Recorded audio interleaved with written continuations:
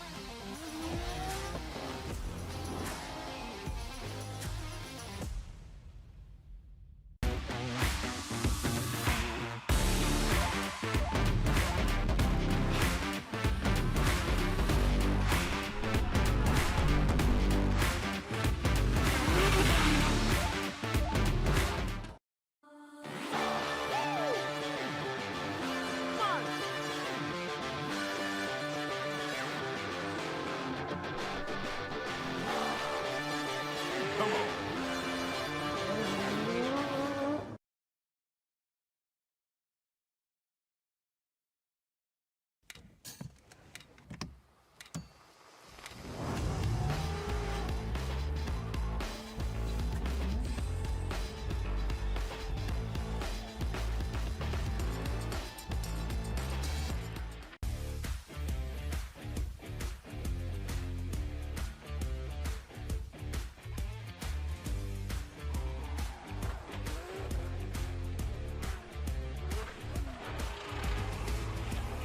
This is how we do.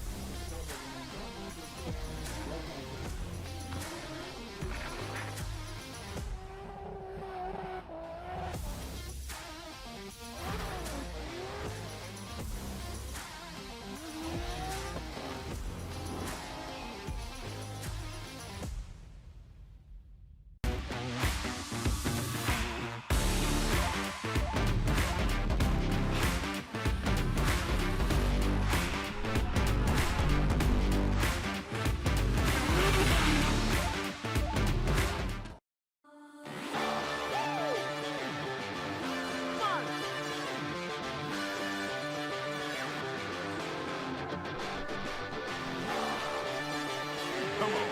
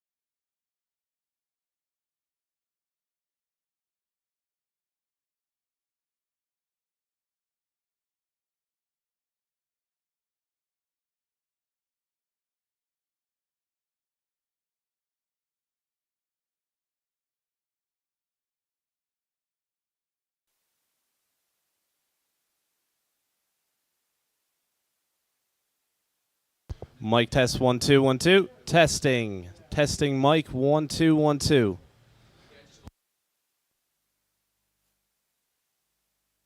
Test test. Mic test 1 2 1 2.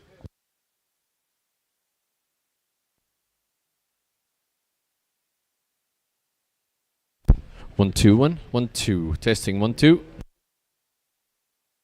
Test test 1 2 1 2.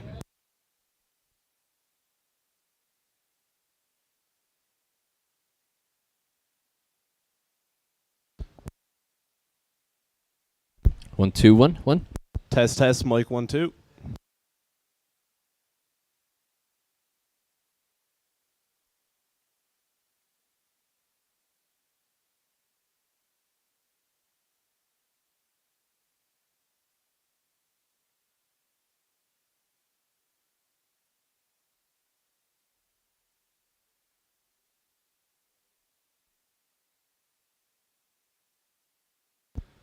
'Hello and welcome back here to round 2 of the Irish Drift Series in Bishopscourt, Diff and Drift in Northern Ireland's home of drifting in County Down. This weekend we're getting ready for a jam-packed weekend full of door-to-door action and loads to go on. My name is Adam Driver. I'm joined here by Mike Fitz. Mike, tell us what the plans are for the weekend.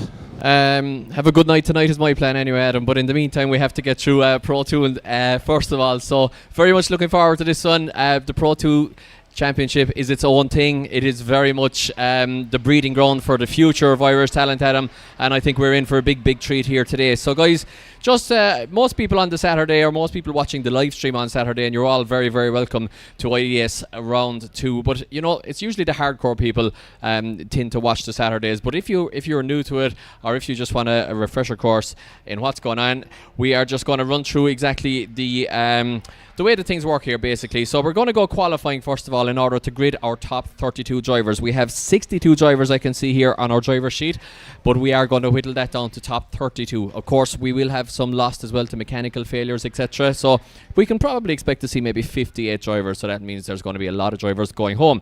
So qualifying runs in 2 non-consecutive runs, and the highest score of your 2 runs counts as your qualifying score. We are running the drivers in reverse championship order, which we will get to as the runs go on. Of course, we'll explain everything in more detail as the runs go on, but basically the top championship standings, standing drivers from round 1 are the last to qualify. So therefore, as qualifying goes on, it should theoretically get better and better according as we go down the order. We have, of course, within IDS Pro 2, we have the junior class, the rookie class, and the Pro 2 outright class. The junior class consists of drivers from 13 to 16 years of age. The rookie class consists of first-time competitors, so drivers competing for their first year, or drivers who have not previously qualified for a twin battle. Now, that is very important as well, because these drivers contest their own championship solely based on qualifying scores. However, they are also allowed to compete in the Pro 2 Championship, so basically the junior and rookie drivers have the advantage of their own championship being ran on their qualifying scores, but they get to compete with the Pro 2 outright drivers as well, so they are essentially Pro 2 drivers too. So it's a great breeding ground basically for new talent in this series and gives them 2 chances for championship glory. We will get really quickly then to how the drivers will put a good score on the board for qualifying. Of course, that just then grids us for battle action. But basically, guys, we will run you through it according as the runs come in. But we have 4 clipping points on this very technical Bishopscourt, a former World War II airfield, actually, interestingly, for anybody on the live stream. So it's a magic venue here, steeped full of history, and we're really near Bishopscourt racetrack as well. So great history here, here for IDS round 2. And what the judges want to see from the drivers is full acceleration from the line. They want to see a weight transfer entry, and they want to see them filling up those outer zones. They want to see a clutch kick entry, as much aggression and as much of a flick as humanly possible, minimal handbrake drag, and basically just a dab of a handbrake and a big snap on to angle from the drivers. Then they want a nice transition through the center of the course, a quick transition onto the first wall run here, then, which is outer zone 2.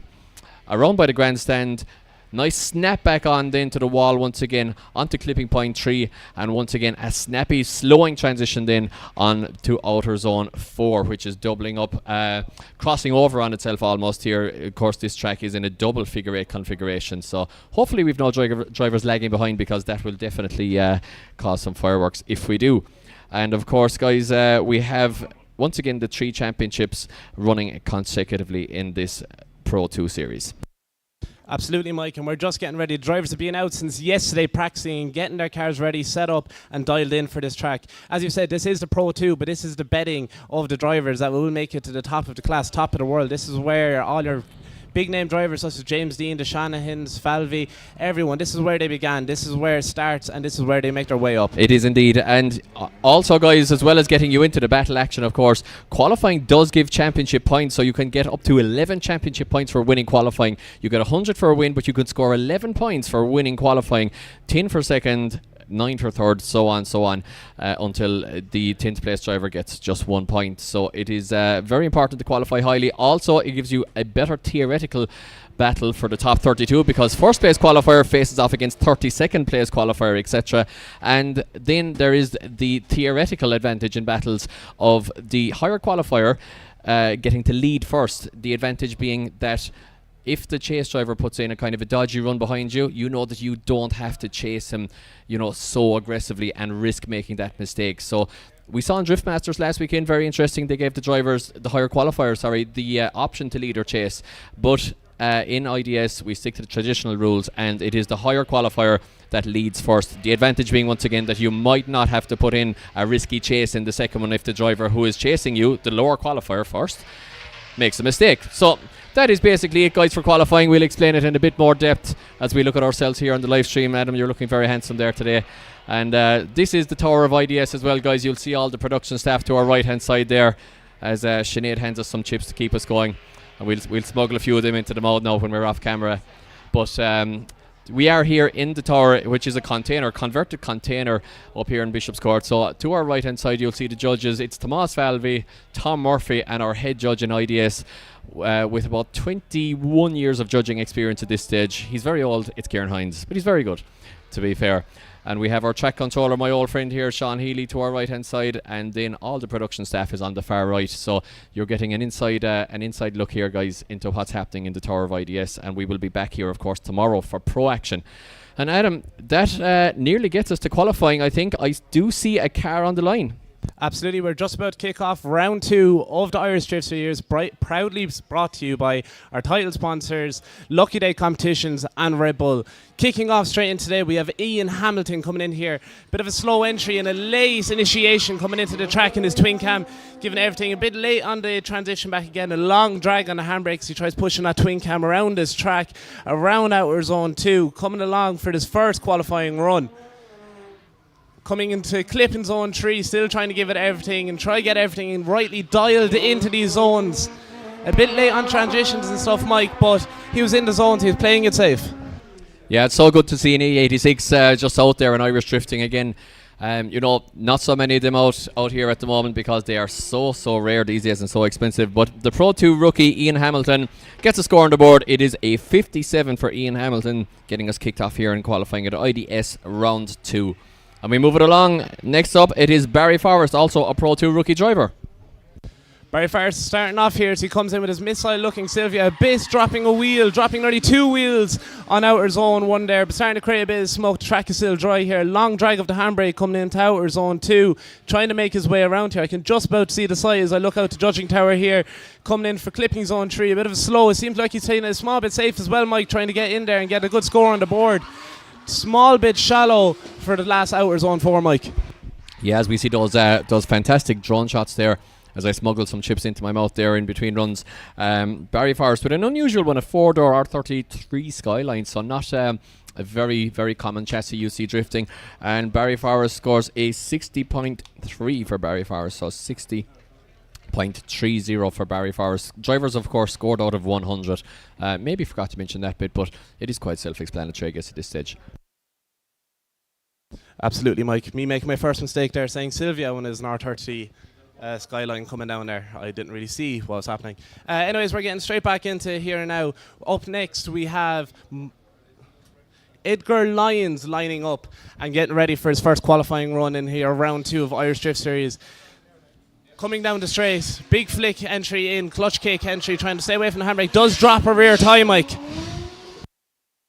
Yeah, let's see what the 350Z can do. Turbo power, of course. Oh, and shuts it down. Just seems to lose power right at the wall there, unfortunately, entering zone 2. Adam, not sure exactly what happened. He's back up and running again here, but big problems there for Edgar.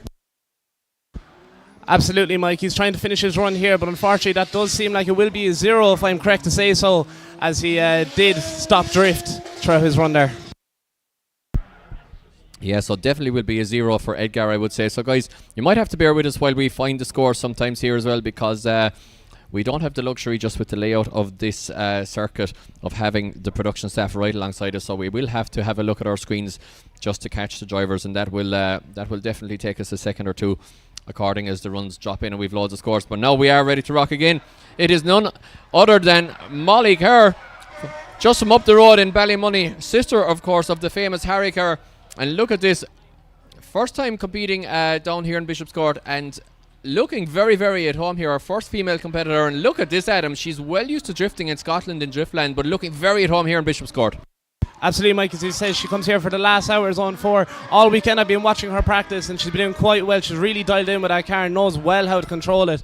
You can definitely see it's something in the family, Mike, between herself and Harry. They know well how to drift. Yeah, they definitely know how to steer, of course. I always mention this, but definitely date to mention it, because there's a big celebration of Joey Dunlop's life and his achievements up in Ballymoney. Actually, today is 25th anniversary, and the Kerrs are right in that vicinity, so they're keeping the motorsport heritage going, that's for sure, as well as the Dunlop family. And Molly Kerr score drops in, and she goes into first position with an 80.7 for Molly Kerr. Guys, big round of applause for Molly.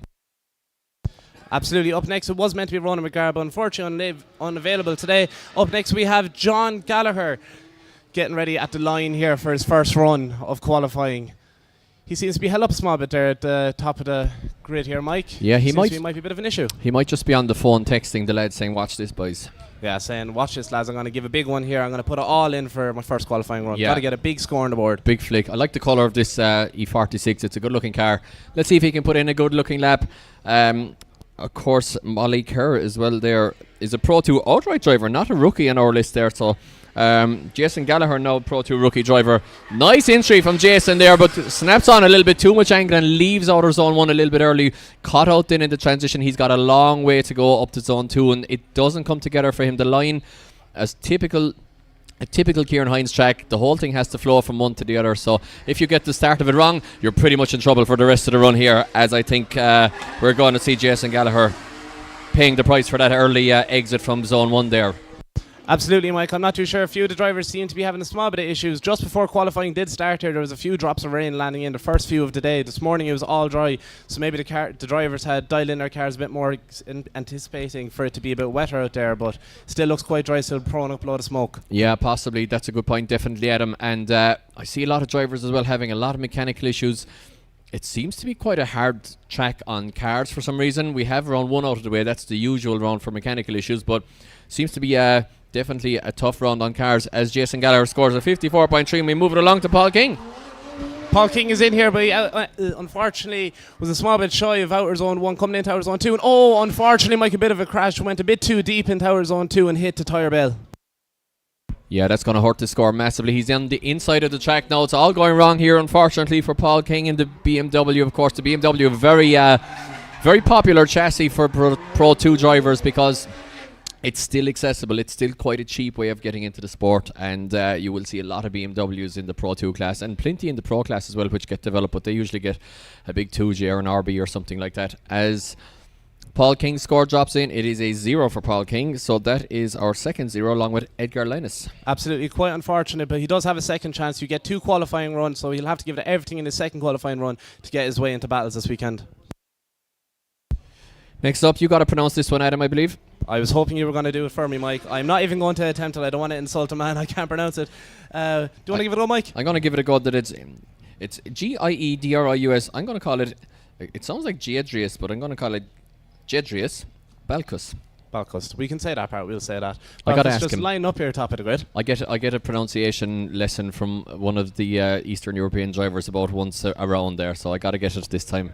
Absolutely, we'll have to do a bit of homework, I'd say. He still is lining up there in the grid, so Balcus might be just having a bit of issues, or else it's maybe it's just a marshal asking how to pronounce the name as well. That could be it. That could indeed be it. As we see the Angeloid E90 BMW on the line there. Not sure what the delay is here, but I hear Sean, our head marshal here, just having a word with the start line marshal just to be sure that all is right. Of course, these cars very highly strung, some not so highly strung actually, but many are quite highly strung, and it's very important that they're not leaking any fluids or that there's anything going to mess up anybody else's run afterwards, and that the track is safe for everybody. So the start line marshals, sometimes if they spot a little leak or anything like that, it can be fuel, it can be coolant, it can be oil, just making sure that everything is correct on that car before it enters the live track. Absolutely, Mike, because unfortunately if there is any bit of a leak on the track, we will have to stop things and make sure everything is safe, so everyone gets the most equal possible chance at putting down the best run for each other, plus for the safety, of course. The safety is number one priority here. Mike, we can just about see it now. There's dark clouds starting to come over the track. It was scheduled for around 4 p.m, but I think it might just hit us a small bit earlier. Yeah, it's the worst nightmare really in qualifying. In the battles it's not so bad because it's the same for the other guy in the battles, and you just take what you get in battles. But in qualifying, if the other guy is in front of you after going in dry conditions, and especially if you're not after practicing in the wet, or if it's half wet half dry, it makes life so difficult. So if you see those smatterings of rain on the windscreen, you are always up against it in your own head, and it's up to your spotter then to tell you, like, okay, you got to go for it, or you got to be careful here, and you just got to trust your spotter at that stage and go for it, you know. Absolutely, because you don't know where the track could be. We could just see there from the tower that Balcus is warming up his tyres again, so I'm not too sure what the issue was there, Mike. I like the way that you dodged his first name there. Oh, I'm going to keep doing that, Mike, because I'm going to really mispronounce that one. Let's just call him Balcus until I speak with him later on. But yeah, really like the look of this car, just warming his tyres again, so we are almost ready to rock. Once again, guys, we are in reverse championship order, so the runs will be getting better and better as we go down along the battle bracket, the qualifying bracket, theoretically at least, but it usually does end up like that, Adam. It usually gets pretty exciting, and of course this is big time knockout qualifying, because if you do not make it into that top 32, you are going home. But once again, the junior and the rookie drivers do have their own championship, and even if they don't qualify for top 32 action, they will still be taking home points in their own championship. So it's kind of win-win for those guys. Absolutely, as we can see there, as Mike did, our good friend Eddie Power did just walk into the tower here with us on his day off, even though he's meant to be out driving today. You'll have to look at Eddie tomorrow. He's one of the rookie drivers in the Pro 2 class, and he's out there driving today. That's why I'm here trying to fill his boots. But as you said, Mike, qualifying goes straight towards. He's got pretty small feet though, Adam, so it's easy enough. Yeah,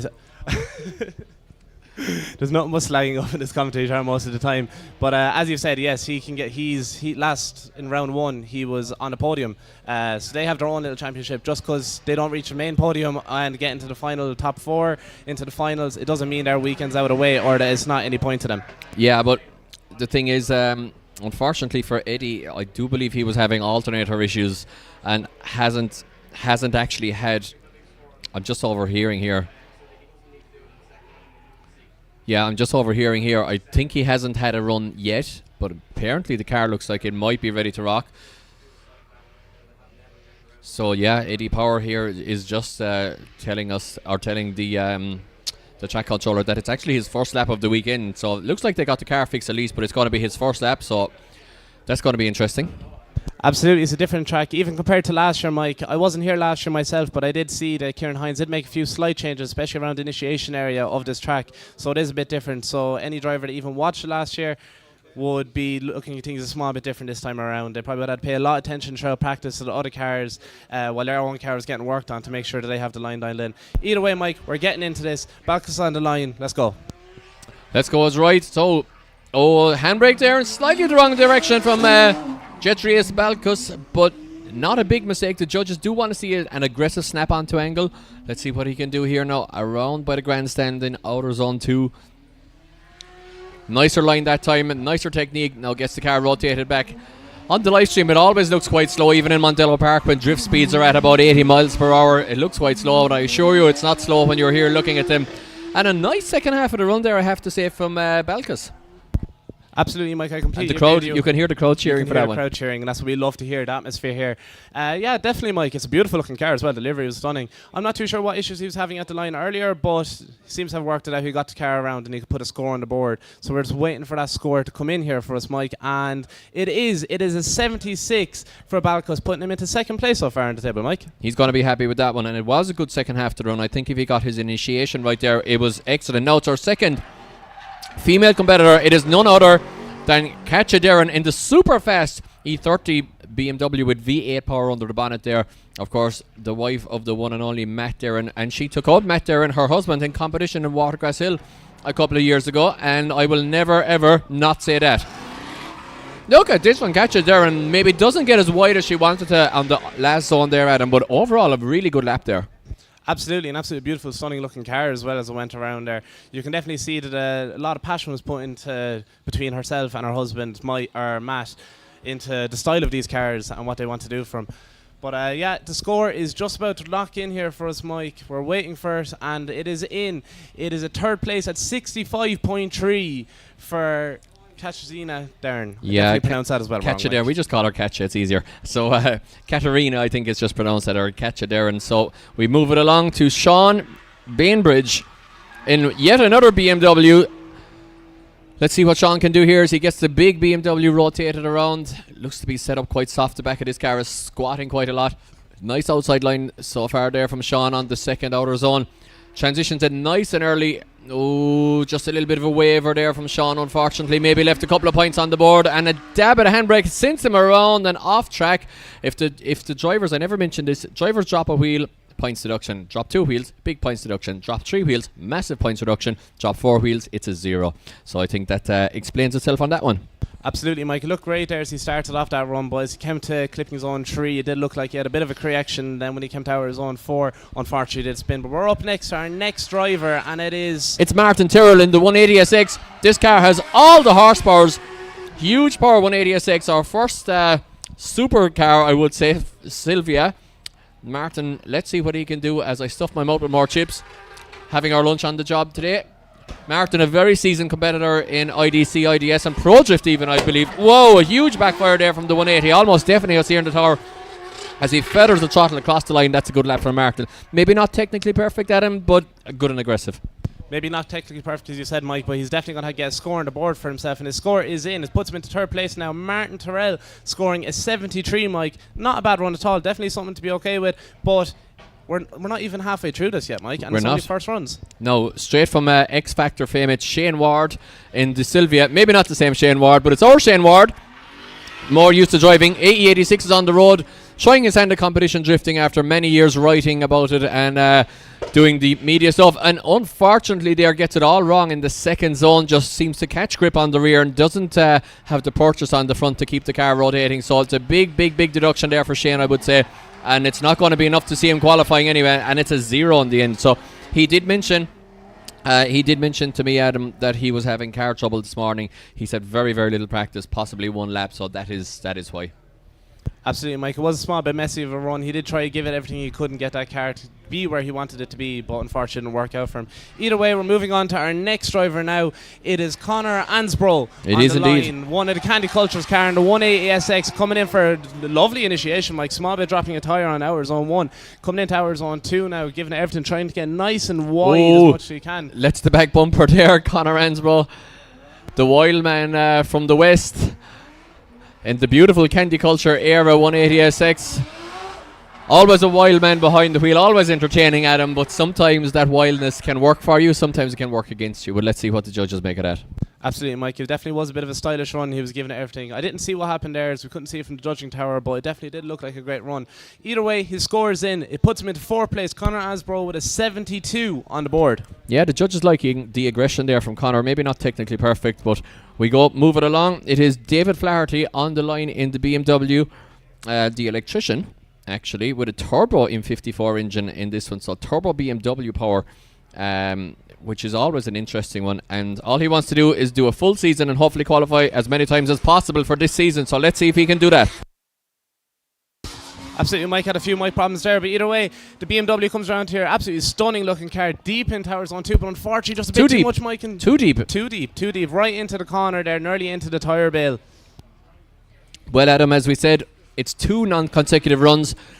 So, unfortunately for David, he will have a lot of time to think about this one until his second run. And you can almost drive yourself mad in the pits with the pressure of the second run there. You'd rather at least get a score on the board for the first one, and hopefully it's enough to get you in the show. But David Flaherty, not our Pro 2 rookie driver there, not getting a score on the board as we move it along to Clark Hatton, a local man not far up the road here. Competed in a Formula Drift Pro Spec actually last year, and an up-and-coming driver. We always say he's got such talent and he's got such potential. And I was speaking with his dad very briefly this morning. He said he's just using it as a testing year, and he's going to get this car dialed in. He's going to compete in Pro 2, do a testing year, and get the car ready to rock for 2026. So let's see what he can do in his testing year here on the line in IDS. Absolutely, being one of our rookie, if not junior drivers, Mike, if I'm correct. He's just lying up here on the grid and getting ready for his first qualifying run of IDS round 2 here. I don't actually see a J after his number, so he might be after just turning old enough to not be a junior driver, but we will confirm that really quickly for you guys. I still thought that he was actually under the age, but I will ask. Absolutely, Mike, absolutely. He's just lining up here. We can see his wipers are on, so that does mean a few drops of rain are starting to come down here in Bishopscourt as we're getting ready. Not too sure if it's going to affect the track, affect his run, affect the conditions of it all, Mike, but I'm sure he'll be taking that into consideration while sat into that car. Well, we do see wipers on there in Clark Hatton's car, and I can see in the distance here, the start line is a good few hundred yards. It's a couple of hundred yards at least away from us here, and I do see a black cloud in the distance over the start line, so it's going to be an interesting one for the drivers as Clark Hatton takes it slightly tentative, and yeah, it looks like there's a slight lack of grip. Oh, the gearing there looks like he just hit the rev limiter there and lost drive. I'm not sure if something broke on the way in there for Clark Hatton. Did he lose drive or break a shaft or something? But seemed to flick it in pretty alright, but then lost forward drive. So it seems like that would be kind of like a half shaft braking or something. I'm not sure what exactly happened there.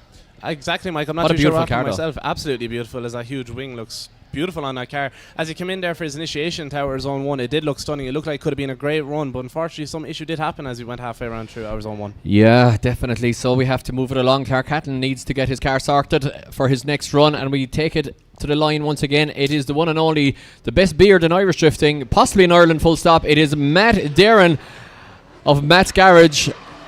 And look at this beautiful flick entry, fills up all outer zone 1, now gets the car rotated, takes the momentum through the transition as we move to the drone shot. Look at this beautiful shot, just wavers off the wall a little bit there if we were picking nits through zone 2, but pretty much the right idea. Fills up number 3, now does he flick it back? He does indeed. Quick dab at a handbrake, dials on the angle, gets on the power.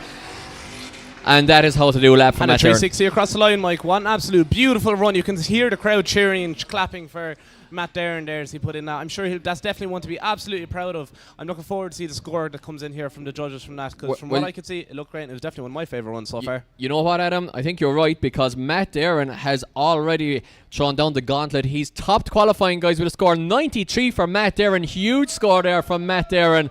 Great beard, great driver, he's got it all. Absolutely, Mike. You could hear the crowd go wild for it, and that's putting us into the 90s straight off.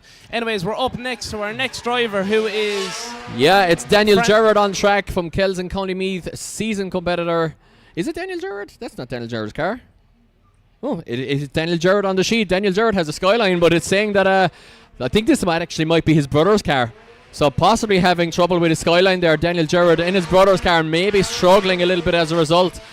And crosses the line. Daniel Gerrard usually competing in an R32 Skyline, and he's super consistent in that car. Looks like his no, wait, I mixed up. I'm thinking Christie. So that is Daniel Gerrard in his own car, and that's just me being around drifting too long and having to send out too many parcels in Group D, to be honest. So Daniel Gerrard in his own car. In fact, I take back everything I just said. And Daniel Gerrard getting a score of 35, so not a big score. Not a Christy Gerrard score for Daniel Gerrard, but it was Daniel Gerrard. Oh, and a lockup. A big, oh, I know you can hear it. That doesn't sound great, Mike. Yeah, we can just hear that. That's the noise of metal on metal in a transmission, either a diff or a gearbox there. Absolutely, after just leaving the chat there for Mattis. And he did actually explain how to pronounce his second name. When I've been more studying on his pronunciation, Mike. Coritis. Coritis. Okay. Coritis, Not the yeah. hardest one to say. It's not bad. It looks kind of like it was spelled. So my apologies again for the Daniel Gerrard thing there. Getting too excited there I was. I just saw the Gerrard name and got confused. But Mattis Coritis with a 0. We move it along to a man who won't be looking to get a 0, although he is after coming a little bit shallow through zone 1. It's another wild man from the west. It is none other than Francie Hines in the SR20 Silati S13. And let's see what he can do here, Adam. Absolutely, Francie Hine going around that Candy Culture 180 looks absolutely stunning. So it does, Mike. Francie looked very comfortable in the car of round 1, and he does look quite comfortable throughout practice. But he was a bit shy of some of the zones here today so far, Mike, in his first qualifying run. Yeah, Francie Hines looking very good there round 1. Maybe not getting the final result that he was promising in practice. But you know, he's a driver that's improving all the time. So let's see what he can do. And it is into 8th position for the 59.3. 59.3 for Francie. Now next up should be Darrell Maxwell, my good friend, but unfortunately a crash in practice yesterday gave him too much suspension damage to repair, so he is out of competition. So we move it along to Alan Connaughty. Watch this. Alan Connaughty flicks in the Zinky S14. Beautiful snap-on to angle, exactly what the judges want to see. Powers it through the transition. Drags the handbrake in just to get the car nicely settled. He does exactly that. This is a great lap so far from Alan Connaughty in the 11.0. Beautiful S14. Gets his transition done a little bit too early there, perhaps. Maybe just left a couple of points on the board with outer zone 3 and therefore was slightly offline coming into 4. But generally the right idea there. Maybe technically not perfect for the second half of the lap, but overall Alan Connaughty doing a good job there. Absolutely, Mike. Definitely one of my favourite looking cars on the grid today so far, with that very stylish livery for the 11.0 team. Looks amazing, to be honest. Anyways, we're getting up our next driver to the grid line and getting ready started. It is going to be Alan Connaughty. I apologise, Mike. Alan Connaughty. It's Alan Connaughty scored an 83.3. That's what you were trying to say. That's what I was trying to say, Mike. So it was. Unfortunately, it was meant to be Jason Moore, but it's not there. So it's Ollie Cassidy next on the line. Ollie Cassidy gets his run here. Lovely deep right into our zone 1, but unfortunately there was a bit of a issue there on track for Ollie as he transitioned coming into our zone 2, Mike. Yeah, definitely. There's water barriers out on track there, and we'll have to have an inquest into this one, I think.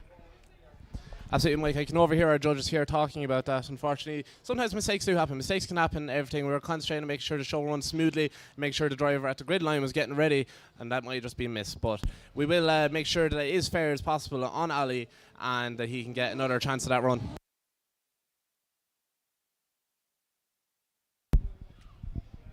Yeah, just missed that one myself because I was writing in the score there of Alan Connaughty, because we have to have that, of course, to refer on the second lap, just to see where the drivers were, and we'll just have to have a quick look at what exactly happened here and get everything sorted. And like you said, in the interest of fairness for Ollie Cassidy, we will do anything that needs to happen, of course, to give him a crack at the whip.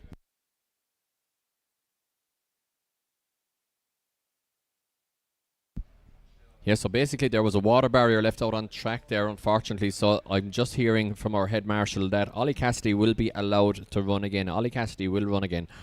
So just double checking that there's no nothing bent or anything under that car from the water barrier going under the front wheel, and we should be good to go for Ollie Cassidy with a lap without anything on the track would be ideal. That will be ideal, Mike, especially for the first qualifying run here on this new track layout up here in Bishopscourt, Diff and Drift, Northern Ireland's home of drifting, Mike. Absolutely it is, guys, and of course, don't forget you can come up here to BDD and actually get your own car out on track and do exactly pretty much as these guys are doing. It's a fantastic institution for people, especially over here on the east side of Northern Ireland, and the guys here are very welcoming, and you can just get out here on track yourself and pretty much have a great time just like these guys are having. Absolutely, Mike. It's my first time up here and I can't get over how amazing the place is. There's so much space up here, and there's actually two tracks running today for anybody that is watching the live stream. There's a practice track just over here, Never Eat Shredded Wheat. Yeah, west of the tower here, Mike. I had to get that out of head. I couldn't think of where it is. But there's a second track here for drivers. That is the west, I would say, yes. Tomorrow's pros can practice there and the beach is that way, and the other track is that way, and the beach is to our east, so that's to the west. You're absolutely correct, Adam. But if you keep going that way, there's also a beach that way. Yeah, well, we just might be, because we're on an island, you see, and that's the beach in Donegal, then, you see. Adam. Oh, yes. Different country and all over there, so it was Mike. Either Well- way, we're coming into our next driver here as they make their way down initiation. yeah, Huge flick in for the E30, Mike. Yeah, listen to this from Rico. Beautiful sounding V8 under the bonnet of this little E30 BMW. The tattoo artist from Newing Tattoo in Dublin, the owner, in fact, and always entertaining on track as well.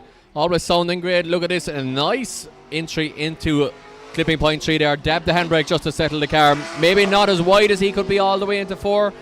But once again, generally on the right idea. And Adam, that's what you got to do. You got to get the line pretty right. You got to get your transitions pretty right. And you got to get yourself in that top 32. Then for the second lap, you go crazy. Absolutely, Mike. You can hear the crowd cheering and roaring for Rico as that was an absolutely outstanding run, creating loads of smoke. And his score is in. It puts him in the second place of qualifying, Mike, and that's an 85.3. Yeah, the crowd loving that one there. Rico... the Rico gang loving that one. Free tattoos all night now here at the track if we get a podium from Rico, I think. So we have to see about that one now. Owen McGee should be the man on the line, I do believe. So we don't have Jason Moran. Owen McGee in the 180SX. 700 brake horsepower in this 180SX. Absolutely, And Mike. I've just been told there by our track coordinator that his exhaust is after falling off. So unfortunately, that is an issue with his car. It is down to him. So he's going to have to miss his first run of qualifying here. I was going to say 750 brake horsepower then because it probably sounded meaner, but yeah. Sounded aggressive. But no, we can hear the exhaust dragging along the ground there. So total exhaust failure there for Owen McGee. And that will, of course, knock him out of his first run and put all the pressure on him. He's going to have to get it done in one for the second lap. As we move it along to Stuart Gordon from County Antrim. So not a million miles away, this man is. Absolutely not. The 39-year-old in his R32 with the RB25, pushing about 460 brake horsepower, Mike. He's just lining up here on the grid and getting ready for his first run of qualifying. Yeah, so that is, I think, the key to Pro 2 power, or Pro 2 victories, about that power level. 450, 500, up to 600 maybe, but anything more than that, you're just melting these road tyres off the cars. With a big flick entry there from Stuart Gordon. Wind left, wind right, wind left again. Nice style there on the way in, but a big handbrake drag, maybe a tiny bit longer than what the judges wanted to see. Nice outside line there, maybe not at the very edge of the track, but pretty much on the right line. Once again, not perfect, but doing everything he needs to do to get a good score on the board, although he's very shallow there. Adam, I don't like the end of the run there. Maybe just left a few points on the board at the outer zone 4. Absolutely, Mike. Just left it a small bit behind him. Definitely was a great run. Wild for sure. There was a wild initiation there in for that R32 for Stuart Gordon, and his score should be just landing in here, and his score is in. It's putting him into 8th place. The Pro 2 driver on a 69.7, if I'm correct there, Mike. Yeah, 69.7 for Stuart there. As we move it along swiftly to the man, it's Paulie D. It's Paul Dempsey in the Lucky Day competitions. AE86 sponsored by Strom Wheels. We saw him sawing at the steering wheel there. This is Chris Brady's old AE86, and it is always known to be a handful of a car to drive. It's been driven by many drivers, and many have failed to tame this one. But Paul Dempsey, or scrutineer here actually in IDS. Oh! Almost needing to scrutineer his own car there because he almost sent it into the wall, but just about got it out of the wall there, Adam. But it's going to be a big deduction because he did drop a wheel for quite a long time there. Absolutely, Mike. Definitely just a small bit late in Tower Zone 4 and then a bit too deep into it, as you said, dropping a wheel for himself. That car did look amazing, and as you said earlier, Mike, it's great to see so many 86s out here on track. Definitely a retro-looking car and an icon of the Irish drift culture, isn't there? It is indeed. It is indeed. So many of them used to compete before, but not anymore. As we just look for Paul's score here, there, Paul Dempsey gets a 58, so 58 for Paul Dempsey. As we move along to Patrick Tobin from Wicklow, who works with Exemplar Airport Concierge. Of course, we'll be hearing more about that later on as well with Luke Talley, but let's see first of all for Paddy Tobin here. Just 320 brake horsepower in this car, Adam. Absolutely, Mike. There's the E46 looks absolutely stunning as it goes around here. That is a V8, Mike, and I can be correct on saying that, and it sounds amazing.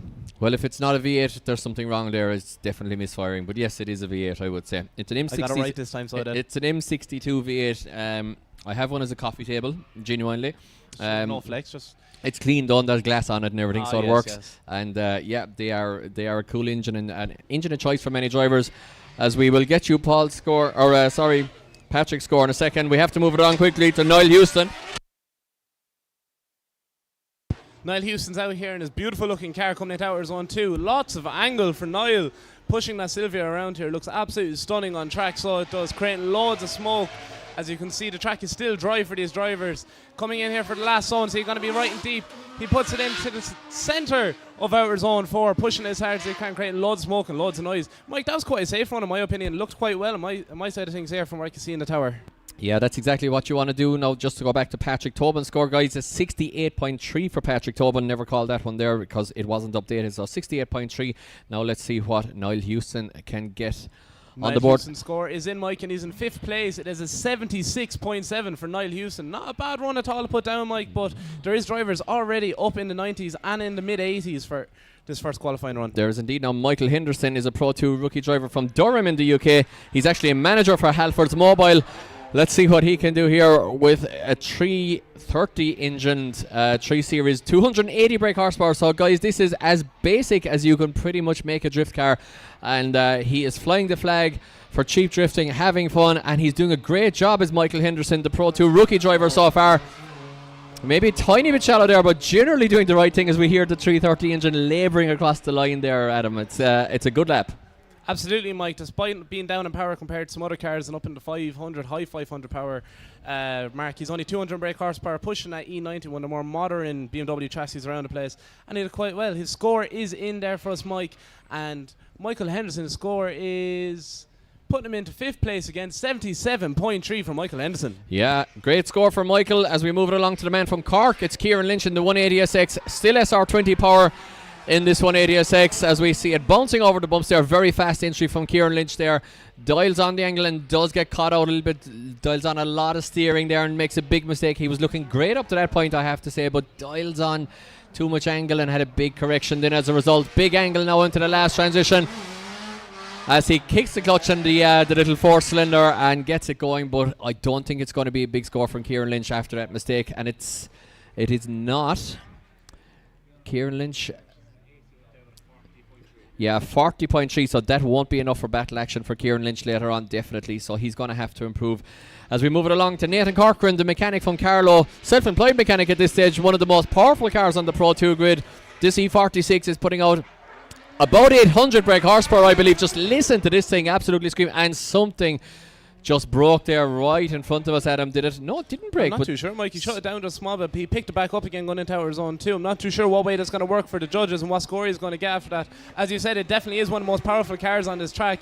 It was competing in the Pro 1 championship back in round 1 in Mondello as Harry Kerr drove it, if I'm sure and correct on that. But Mike, I'm not too sure what way that run's going to go. He did straighten up small bit. He did shut it down. I don't know if it's going to be a 0. I don't know if it's going to be a score on the board for him. Yeah, big 2JZ power in that E46, but it's a fully built Dean Sport setup there. But he looked to shut it down for a second there, and I'm not sure exactly what happened. It made, the technical term for what it did was it made a weird noise, and we can't tell you any more than that. But something did happen as we move it along to get. Nathan Corcoran's score was a 0, so 0 for Nathan Corcoran. Absolutely. We move on to Marcus Heinen, the Ballycollig man from County Cork, working as a tyre fitter in Village Tyres, pushing his Sylvia around the track here and out in outer zone 2, creating loads of smoke. A beautiful looking car, I must say. Coming up here and clipping zone 3. Looks like he's playing it safe, giving everything he can to put a good score on the board for himself. Outer zone 4, this is where everyone's having a bit of trouble, but he does it perfectly, does it great. He's right and deep in outer zone 4, and quite a great run, and a 360 across the line. Everybody make some noise as a beautiful run for that. Yeah, the Ballincollig man doing a great job there. Marcus Heinen looking fantastic. Looked like a great up-and-coming driver in his BMW, and now he's moved on to the Sylvia chassis. He's looking great, and he's put in a great score, guys. It's second place so far for Marcus Heinen with an 88 level, so 88 dead for Marcus Heinen, the Cork man, showing his potential there, and he'll be delighted with that. As we move it along to Andrew Malloy in the E36 BMW from Castlewell in County Down, the local man here. Let's see what he can do in front of his home crowd. He'll be looking to progress to tomorrow, of course. Guys, we never mentioned that either. The top 4 drivers from today, if not more, but at least the top 4 drivers from today will progress to tomorrow. So Andrew Malloy, always very cool, calm and collected. A bit of a handbrake drag there through the transition, a small bit at him, but looking good, looking generally online. And you know what? That kind of lap might just be enough to get you into battle action, and that's what you want. Absolutely, Mike. He's playing it safe for his first run. I'm not too sure what his score is yet. It hasn't dropped in for us, but it definitely was a safe run. Hopefully putting him on a high enough score to put him in there. We do have drivers starting from the 80s up to the 90s down low is 30, 35s, and some drivers on a 0. Mike, has his score dropped in there? I can't see with the glare of the sun. Can you see it? Let us see. So we have to find our own scores today. This is terrible. I'm going to have to complain to management. I can see Andrew Malloy's in 11th position with a 70.7. So 70.70 for Andrew Malloy. Not a bad score to put on the board at all, Mike, is it? No, it is not a bad score. It might just be around the drop zone. Usually it's a little bit higher, but it depends on the track, depends on conditions, depends if it rains, whatever. So might be enough. Absolutely, we don't know what way things are going to go here, but as we said, there is drivers putting high scores on the board already, so it could go either way. Yeah. Up next on the line, Mike. Anything could happen here, guys. Even our camera is afraid to look here as we look at the crowd and we zoom in on some of the crowd there. Give us a wave, guys. No, they're too busy chilling. They're too busy chilling. We gotta get the live stream up here as well, Adam, and get some comments in so we can interact with those people at home. Of course, we are back here live tomorrow for Pro Action as well, guys. So be sure to tune in for that. Ireland has a reputation for being one of the best drift nations in the world, and we are trying to continue that legacy and bring this talent up through the ranks. And you will see semi-slick tires, absolute monsters of cars tomorrow, and the action's going to get faster and crazier tomorrow by quite a way. Of course, remember, this is our Pro2 championship, so be sure to tune in tomorrow as well, guys.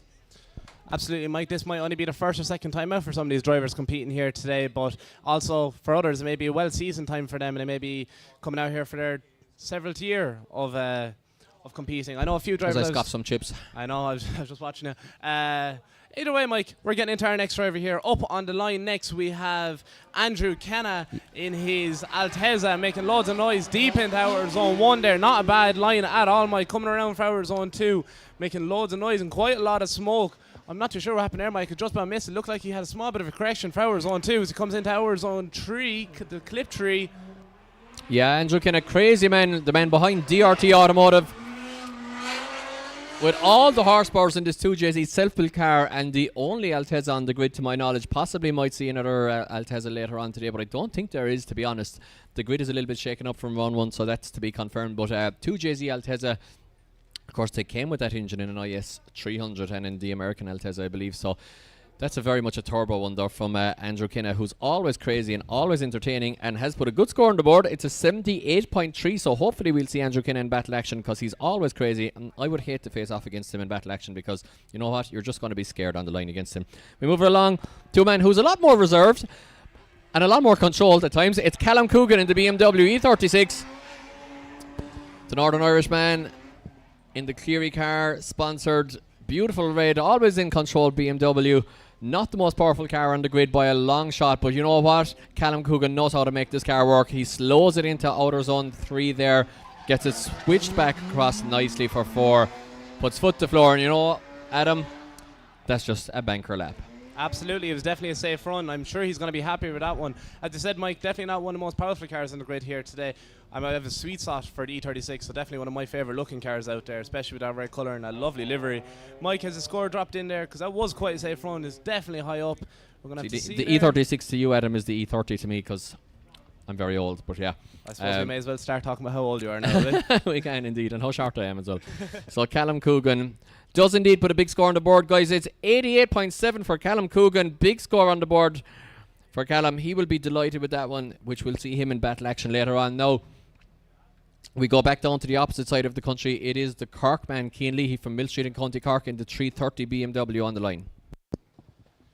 Absolutely, Mike. You can see him just starting up here in the grid line. There is this bit of sun coming through here, through the clouds, up in Bishopscourt, Diff and Drift. But you can see Cian Leahy is just starting off here. I was chatting to him last night. He said he was having a small bit of issues with his diff, but looks like he's fixed it quite deep in our zone 1, Mike. With that king of the road, E46, looking absolutely stunning as he comes around here. A bit of a drag on the handbrake and a few kicks of it to try get it deep into our zone 2. Maybe he could have just given it a clutch kick there to keep the momentum before the transition, but opting to just drag the handbrake a little bit, dials off a little bit of angle. You know what? It's not a bad lap from Leahy. It's not spectacular, but he's happy with it. He was online, and I think it might be enough for a qualifier also. Absolutely, Mike. You said he was happy with it, and I'm sure he was happy because he did a 360 across the line, and that's the official meaning of I'm happy with that run in drifting, isn't it? It is indeed. If you do 360, you're happy. Michael Henderson was our last rookie driver. It's been Pro 2 driver since, so we just wait for Keane Leahy score to drop in, and he's going to be happy with that run. It's an 81.7 for Keane Leahy, the Pro 2 driver, so he should see himself safe for battle action, you would imagine later, but let's not say anything yet because there's a lot of drivers yet to run. As we move along, speaking of a man who can top qualifying here, it is young Dean Shields in the beautiful Sylvia S15 fronted S14, and one of the best looking cars on the grid, but a little bit of a handbrake drag there. You know, the drivers are still taking a little bit tentative into outer zone 2 there. That tire wall apparently comes up on you really quickly, so they're maybe just keeping a little bit in the tank for the second run here, Adam. Absolutely, Mike. It looks like he might be trying to play it safely. Bates that RB across the limiter. Bates, as I say. You can tell we're from down south, but it looked absolutely stunning to me, Mike. Definitely a great looking car. Dean Shields playing what he can, the County Laois man. Yeah, the young man from Port Arlington, just 18 years of age, and let's see what he scores. Dean Shields scores a 68.7, so 68.7 for Dean Shields. It might not be enough for battle action later on, we'll have to see. Absolutely, Mike. And we're going to go back to Ollie Cassidy, who's lining up for his first qualifying run. There was a bit of an issue with an object out on track, but we got that sorted and we're giving him a second chance here. He had an opportunity there to go cool down his tyres, rewarm them again, maybe change them, and make sure the car is alright.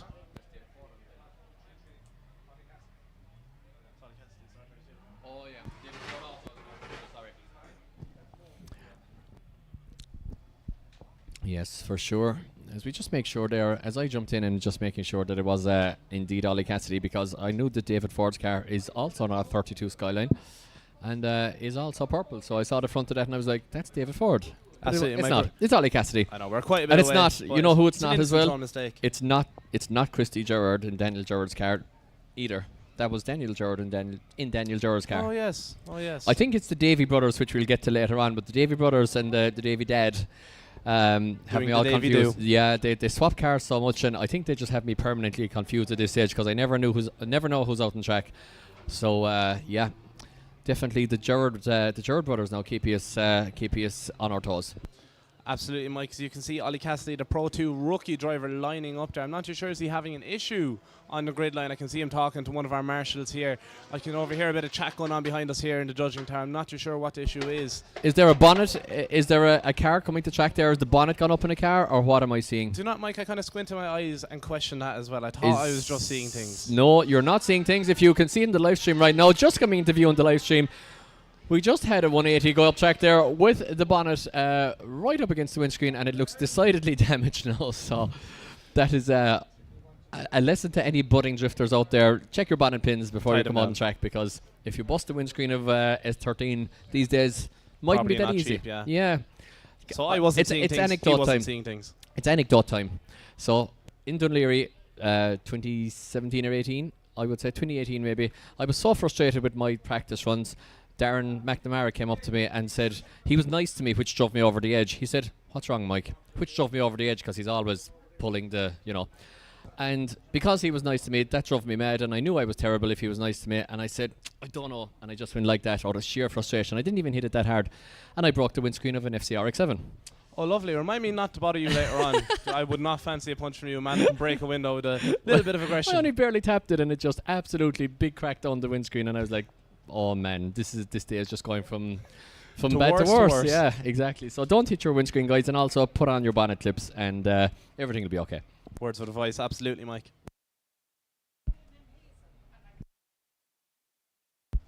So I'm not too sure what's happening on the line, Mike. It does look like Ollie Cassidy is pulling back a small bit. I think they're having a seminar about how to tie bonnet pins. Yes, they Maybe often do that, don't they? Health and safety meeting about how to. You have to put the thing comes up through the bonnet, and you have to put the pin through the thing, and it holds the bonnet. In a minute now, you'll see our head judge, Kieran Hines, legging it past us to go up there and give another briefing about tying down your bonnet. How to do your bonnet pins. Of course, guys, IDS is brought to you by many fantastic sponsors, as well as Red Bull and Lucky Day Competitions, our title sponsors. We are also sponsored by Strom Wheels, ECU Master, Turn Tire Distribution, GMD Tire and Service Centre. Shift AM is our official media partner, CDM Sport, Nisuba Motorsports, Group D, where you have to talk to me. If you call Yugen Factory, TS Drift Days, and driftmagazine.eu. So be sure to support any of those companies, guys. These companies are supporting Irish drifting, making this championship possible and making it possible for these guys to be out on track, entertaining you guys. So once again, if you are in the market for any of the products or services that these sponsors provide, please support them, because they have been good to Irish drifting and we would like to support them in return. Thank you. We can hear the wind starting to pick up here, Mike, as I can see the big fan, or a windmill as some may call it, starting to pick up a bit just over there, the distance at the outside the airfield. The wind is starting to pick up here. I'm not too sure what difference that will make to the drivers. It is quite an open area here, so... Well, you know, whatever about right now in the drivers, imagine being here in, like, I'm not sure exactly when it was built. I think it was the early 40s. This is a ex-World War II airfield. It was an active one. So imagine being... You were alive around then, weren't you? Sorry? You were alive around then, weren't I you? was. I'll tell you an interesting fact about me and anyone around my age. I was born closer to the end of World War II than I was to the present day, and that's a fact. So, but you know, don't tell anyone that, and they won't know. I'm sure nobody is watching, Mike. I'm sure nobody is watching. So yeah, that's a fact. But also a fact is that this was a World War II airfield and was used for active combat duty, I believe. So whatever about wind affecting us today, imagine the history that this place, you know, has gone through. It's absolutely crazy to think that we're here running a drift event, but we are running a drift event, and we have a drift car leaving the line, and we are back to Ollie Cassidy. Ollie Cassidy is putting a big flick in here. You can see his bumper just slightly hanging off. I'm not sure if that was the issue he was having, but he's not holding back here. That was a great entry and initiation to Hour Zone 1. He's coming out to Hour Zone 2 here. They'll slow it down a small bit. Getting right and deep into it, Mike. Have lots of angle. That car looks like he's going great for him. He looks very comfortable in it. Clipping Zone 3 right in there, so he is, Mike, getting quite deep. Hour Zone 4, this is where Laura's struggling. He was a bit late into it, but he does get into the centre of it. About halfway through Hour Zone 4, but not a bad run at all, Mike. Yeah, you know what? Never easy to get your head back in the game. All the adrenaline starts to get into your body for your lap, and then you have to do it all over again. Ollie Cassidy doing a great job up to the last zone there, so maybe not the perfect outer zone 4, but up to that point was a great lap, and the judges like it too. It's an 82.3 for Ollie Cassidy, putting him way up the order, currently in 6th position. So 82.3 for Ollie Cassidy. He'll be happy with that one. Now we move it along to another purple R32 Skyline, but this time it has V8 turbo power. It's the 1UZ powered Skyline of the man from Galway. It's David Ford of Ford the Autos. Early transition, snapped onto transition a little bit early there, but does manage to carry the momentum into outer zone 2. Not as wide as he possibly could be here. Sounds like he might be geared a tiny bit short here, Adam. He's hitting the limiter quite a lot and backfiring a lot here, but generally again the right idea here from David Ford. Lots of aggression, but maybe if he just had 5 or 10 miles an hour more wheel speed there, I think it might give him that little bit more adjustment to get out to the outside zones. Absolutely, Mike. Creating loads of smoke. He did do a 360 across the line, so he must have been happy with that run. That is the universal sign of things, but we're going to wait here until the score drops in, see what the judges think of that. Yeah, it's 14th position for David Ford with a 73 level, so 73 for David Ford. That will be around the drop zone, I think, later on as we move it along. I have news for you, Mike. So I've just been told here, up next we have the one and only Power in the Tower, Eddie Power. But he's in a borrowed car. He's been having car issues, and he's not run this track before, so this will be his first ever lap on his car. You know what? First ever lap on his track. He's not even in a Silvia. You know, no. I mean, he did start drifting in a BMW in a 380 46, so hopefully that'll help him out. But he's back in a BMW now, and he's in a 3. Oh, he fires it wide. He started it. He's after doing all his laps in a Silvia. Eddie Power, our commentator tomorrow, will be joining me here. The Power in the Tower, not having the best lap there, not having the best weekend after his podium at round 1, of course, came second in the rookie event at round 1 and had a fantastic weekend in Mondello Park, just not coming together for him car-wise. Alternator issues in his 2JZ powered beautiful yellow S13 180SX. And you know what? Mike, he looks quite Eddie's not just blowing off a little bit of frustration there, guys. Eddie's after drifting the second half of that track, and he'll be learning from that. He'll be bringing that data that he learned there from the second half of that lap into his initiation. So he knows he's got to come in maybe 5 miles an hour less, or maybe use the foot brake a little bit more. on the way into the corner next time around, and let's keep an eye on Eddie for his second lap because he might just pull it out of the bag. Absolutely, Mike. And up next we have the one and only Jamie Hines, the second time ever competing. He's coming in here for a big flick in, giving it everything he can to do what the judges have told him. Lovely run through our zone 1 for Jamie Hines in a beautiful Sylvia looking car. Sylvia looking car? Mike, I'm trying to work here. Jamie Hines looks absolutely stunned coming into clipping zone 3 here. Lots of angle before he flicks in for outer zone 4. Jamie Hines creating loads of smoke. Bit shallow on outer zone 4, but not bad at all. Young Jamie Hines, only 16 years old. Big 360 across the line. That means he was happy with that, Mike. Yeah, I mean, such a talent for the future is young Jamie Hines from Galway, 16 years of age, and he looks like he's been driving with 10 years. He's so controlled, but he does have the aggression of youth on his side, and when you have both of those things together, it's usually a good sign. And he's way up there in the championship as well. He's up there in the pointy end of the championship, so if he gets a good result today, who knows? And he is after getting a good qualifying score, guys. Here it's an 84 for Jamie Hines, so Jamie Hines should see himself actually in battle action later on as we move it along to Declan Byrne, the man from County Carlow, the hardware salesman, 29 years of age, flicking in the beautiful bar. Oh, what a flick from Declan Byrne. Always huge style. Absolute style king there on entry. He always does a fantastic entry, does Declan Byrne. And let's see if he can back up the rest of the lap. He's on the outside line. Adam, are we going to see top qualifier here? Can he hold it together? He does so far. Carries the car a long way before the transition. Maybe transitions a little bit late there. Just catches him up, but overall... Mike, what an outstanding run. Yeah. Everybody make some noise for the one and only Declan Byrne. Yeah, guys, let's hear a round of applause for that initiation for Declan Byrne. Flicked it on Japanese style onto full lock there. Beautiful entry. And, I think he just after zone 3 there, just hung onto his line, maybe 10 feet too long or thereabouts. And if he transitioned a little bit earlier back, he would have been on the outside for 4, but it's still going to be a good score, but maybe not a winning score.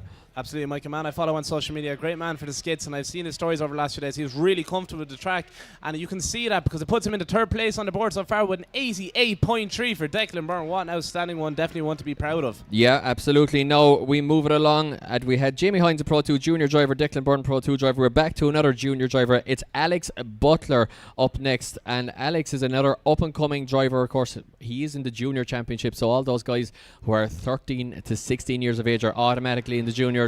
And these guys rebuilt an engine the few days before round 1. The engine was in bits basically, and they rebuilt the engine, they got it going, and the reward was actually a podium for young Butler as well, and he had a fantastic weekend out of it. Absolutely, Mike. You can see he got a new livery on the car, sponsored by Assured Power Kerry Companies. He comes in here, lovely run through our zone 1, coming into our zone 2. Young Alex Butler giving everything to put a good score on this board. From what I can remember, Mike, he had issues in round 1, he had issues in the final last year, so this is his first time really competing in this car since it's been really done up for himself, putting the JZ power as much as he can. JZ, if I'm correct in saying that, not a bad one at all, Mike. That's definitely something to be proud of. Yeah, the future of Irish drifting is absolutely safe, I think, because that was a great lap. Really controlled there from Alex Butler. Bang on line, and the judges like that one as well. Guys, it drops Alex Butler into the 90s. It's 2nd place with a 92.3. The scores in the 90s are starting to come now. What a lap there from young Alex Butler. The family putting in all that work, and you know what? It's paying off. But we have to move it along. We have a man on the line, Luke Talley, in the GTR 86. It's a GR 86 front. Yes, Mike, as you said, it's a GR86 front. As I almost joked. GR86 back. I'm sure that's where you're going with it. Either way, the exemplar airport valet parking and detailing company sponsored his own business, Mike. That car looks absolutely stunning with the purple livery, and it's definitely one of the most unique cars out here. The 31-year-old pushing his 2JZ at 715 brake horsepower, Mike. That is a lot of power to be pushing around here. As I try to stay alive here. He puts his foot on the accelerator and gets right deep in to our zone 1, making loads of smoke. And it looks beautiful going around the track here, Mike. Our zone 2, he's in now, trying to leave Mike catch his breath here. He's choking a small bit on a chicken nugget, but he's giving it everything he can. Luke Talley doing quite a good run here, safe, really close and deep to that wall there, Mike. It looked like he tapped it a small bit. Our zone 4, he was deep into that as well. He was right on angle before he even got into it. Mike, that was a great run, great looking car. I can't see a fault. Yeah, as I just try to stay alive there, basically as we grab our lunch here during qualifying. But yeah, definitely a great run there from Luke Talley, the man behind Exemplar Airport Concierge Service. A great service, and let's see if he gets a great score. Great score as well, Mike. As what we can see, he did actually kind of go off track there after his run, well past it. He was celebrating just a small bit too hard, but it does look like he's okay. He's making his way back to the pits. His score is in, Mike, and it is 88.3 for Luke Talley, so he'll be delighted with that one as well. High 80s for Luke Talley. Should see him into battle action later on. Now, the young man here is on the line is Bartek Blazewski, who's a Pro 2 rookie driver. And he is a very successful Pro 2 rookie driver after the last round, because he actually won round one for the rookie competition. So he is definitely one to watch for the future as he gets the car nicely slowed there just to maintain his line there through outer zone 2. Flicks it back through 3, transitions in the right place. Yeah, pretty much bang on. In the 17-year-old with an M3 Evo engine, still not many of them these days, but it is an Evo engine, 330 odd brake horsepower in that BMW, and he's putting it to good use. Absolutely, Mike. Definitely a very modest car. He says here from our notes that it's a very standard car, just basically with extra lock. Runs a full ECU master, one of our sponsors, ECUs, and their nickname for that car is the Bash Yoke. The Bash Yoke, Mike. Well, it's the competition yoke today as Bartek Blazewski gets a big score there. The Pro 2 rookie driver with an 87.3. Big score for Bartek. Now we move along to a junior driver. It's Jake McElveen. It's not, is it?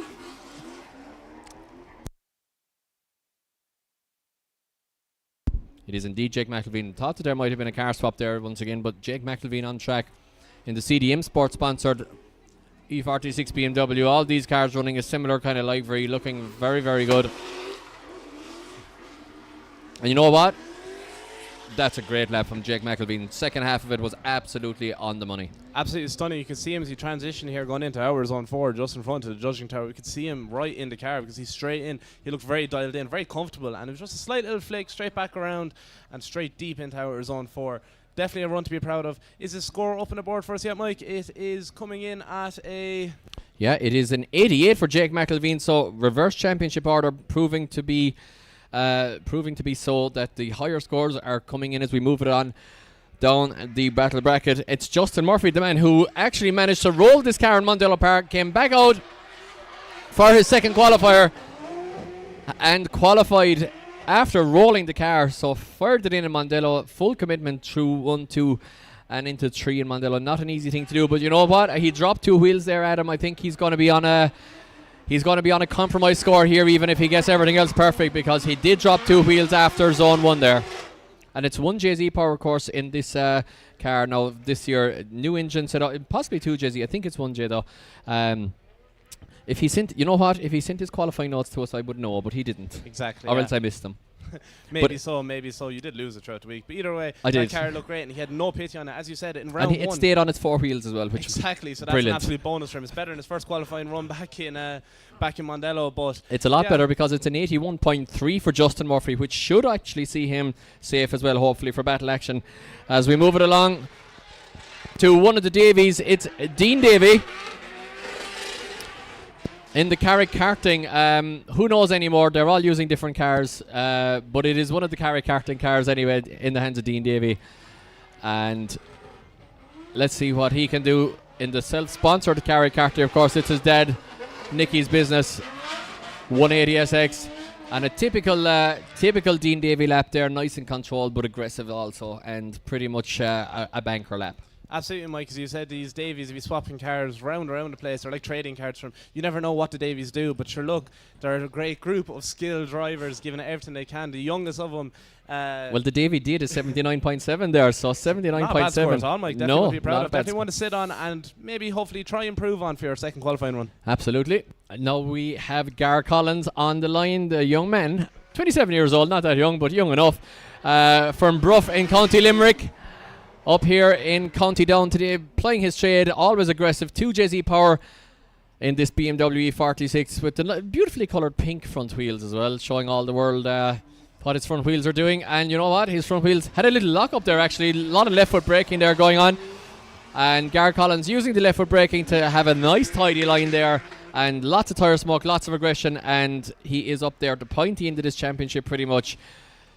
And it's a good score there from Gar Collins, definitely, as we wait for his score to drop in. And it is a 80.7 there for Gar Collins, 80.7. Definitely a run to be proud of, Mike. Last round I was calling that a V8. Definitely is a 2JZ, though. I checked it this time. I went up, I looked under the bonnet, I was right.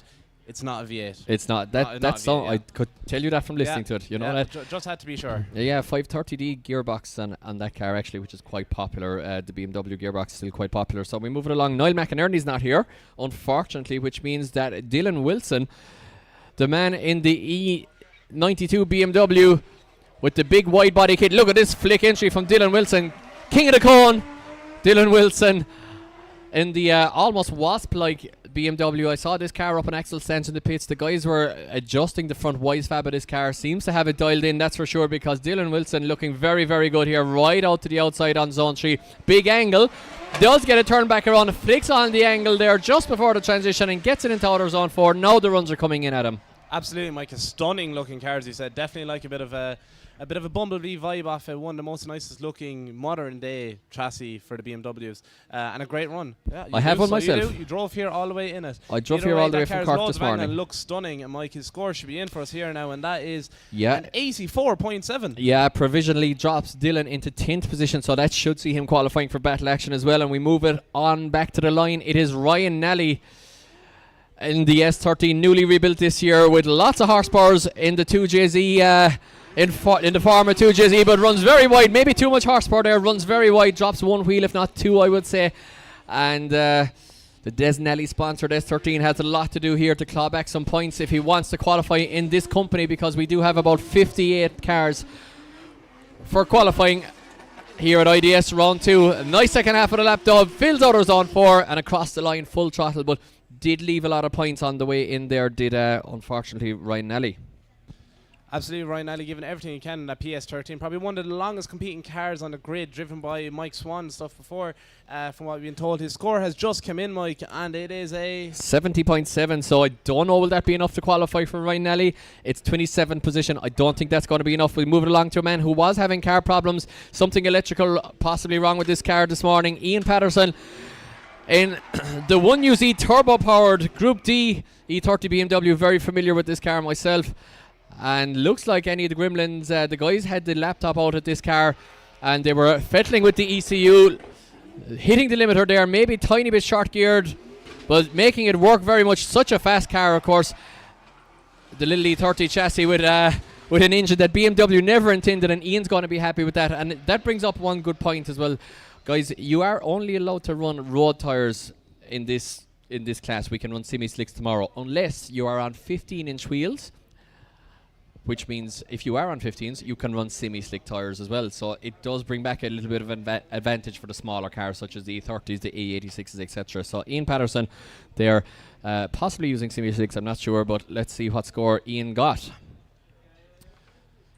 Ian's score hasn't landed in yet for us, Mike, but it's definitely one he's going to be happy with, as he did have lots of trouble throughout the practice sessions. Oh yeah, huge trouble for Ian. Huge troubles. I heard he was having troubles all yesterday. Didn't really get much time out on track. Even this morning, only got a couple of runs in. Even at that, was still having issues. As you said, the lads were plugged the car in just before he came out for his qualifying run. So I'd say as he initiated there, he was really hoping things were going to work for him. Yeah, and it's only 69.7 for Ian Patterson. So the judges seeing something there maybe that we missed in our excitement. So 69.7 sees Ian Patterson kind of in the drop zone there. Now we move it along to Conor Duggan, the man behind CDM Sport, one of the series sponsors, in the loudest BMW in the whole world. And it is it's V8 power. Definitely V8 power. No Absolutely. exhaust. Can hear it. You know, Conor does car parts. Maybe he could get himself some silencers there along the line somewhere. But you know what? It's always entertaining. It's always deafening. And he's bang on line here. The Donegal man is bang on line. Not Donegal. Marafelt, actually. Sorry, my apologies. And you know, I was thinking of heading up that way myself later to Ballymoney. We'll see what time we finish. But do a bit we of might tourism stuff while we're up this side we of the might just country. have a party here. We had quite the night here last year of the Saturday night, so that might happen again as well as we wait for Conor Duggan's score to drop in. And that was I like that lap from Conor Duggan. And it is a good lap in the eyes of the judges. It's an 85.7 for Conor Duggan, so he'll be happy with that one. And Stefan Mooney is on the line in the S14, leaves the line, slightly sideways leaving the line, looks enthusiastic, flicks it to the right, gets it back to the left, dabs the handbrake. Oh, just a little bit too aggressive though from Stefan. Unfortunately, a little bit too much speed coming in there and didn't manage to get it scrubbed off on the foot brake or whatever there, maybe initiated a tad late or something. Either way, dropped the wheel.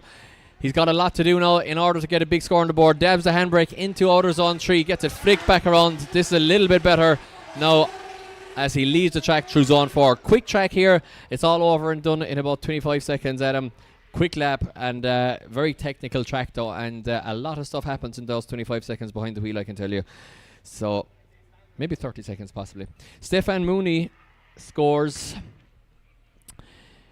as we find him on the board, Stefan Mooney scores a 80.7, so a lot of drivers now starting to get in those low 80s. So 80.7 for Stefan Mooney as we move it along to Ericus Navitskos. We practiced this one, Mike. We did lots of practice throughout round 1, and we know it well for this time. So it's Ericus Navitskos. Yeah. And I know it, and I just messed it up. So either way, a really talented driver who qualified quite high and finished quite high. He did in round 1, didn't he? And worth mentioning there that Stefan Mooney didn't pick up on this at the time because he's so high in the Pro 2 Championship, but he's a junior driver. So Ericus Navitskos is in 4th place in the Pro 2 Championship following round 1, and shows us exactly why there with a brilliant entry into the first corner, nice and controlled, but over rotates there onto the wall, just manages to keep the BMW out of the wall. That's a good looking BMW, Adam. You don't want to put that one in the wall, and Eric is backing out of the lap there, guys. And you know what? Even though he sits in 4th position in the championship and he had a nice entry into the first corner, it's going to be all up to the second lap, and that is huge pressure on your shoulders because it's going to be a good hour before that man sees a qualifying lap again. Absolutely, Mike. This is the Pro 2s, but there's a lot of talent here, so you won't know whether to play it safe, try to get a score on the board, maybe sit in the late 70s, early 80s, or do you want to push it hard, try to get a high score on the board. Either way, Mike, we're pushing on here to our next driver, which is Peter Malloy in his E46, pushing around. Lovely initiation there and through outer zone 1. The SD Aero sponsored E46 coming around here for outer zone 2, nice and deep into it, Mike. The blue colours looking stunning, clipping zone 3 really close to that wall. He's coming up here for the final outer zone 4, deep inside it, or actually not as deep as I thought, Mike. It was only a bit shallow there as he came out towards the end, but not a bad run at all.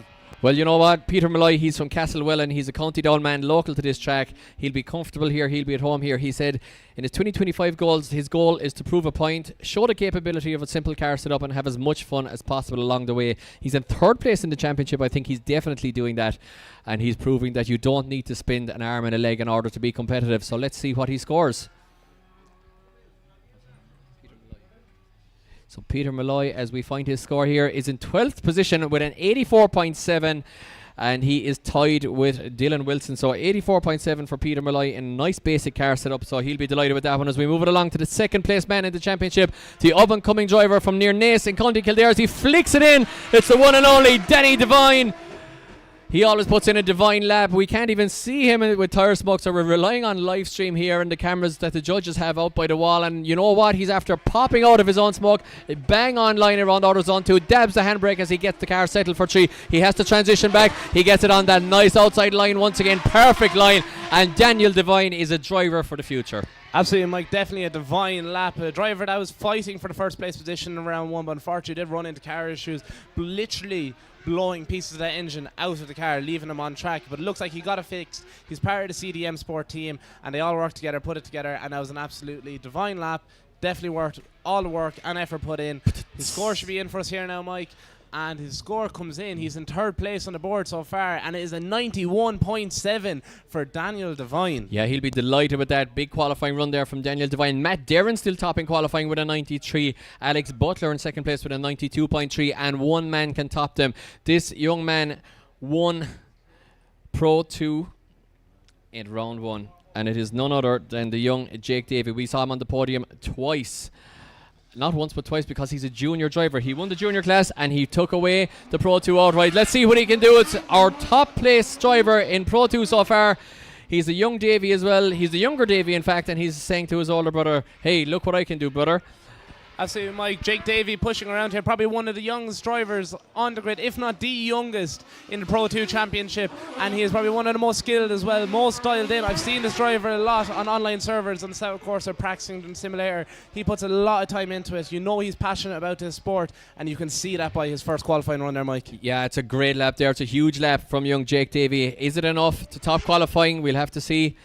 And it's not enough to top qualifying, but it does land him into 9th position, joint 9th position actually, with Jake McElveen and Marcus Heinen with a score of 88. So 88 for Jake Davies should see him safe as well for battle action later on. So guys, that is it for the first round of qualifying. Now it gets faster, it gets harder. The drivers come in with way more aggression because they know they got to get it done on this one. Once again, there are qualifying points, championship points available for qualifying, and of course the higher you qualify, the theoretical easier battle you'll have for the top 32 at least, because first faces off against 32nd, second plays 31st, third plays 30th, etc. So if you qualify first, you should theoretically have a nice path into the top 16, and it is all to play for. And as well, like we said, the higher qualifier always leads first, which is an advantage because you know once again how hard you have to push in the chase or not when it comes to your turn in the next run, because your spotter will be on the radio saying to you, you know, you don't have to push so hard, he made a lot of mistakes behind you, take it easy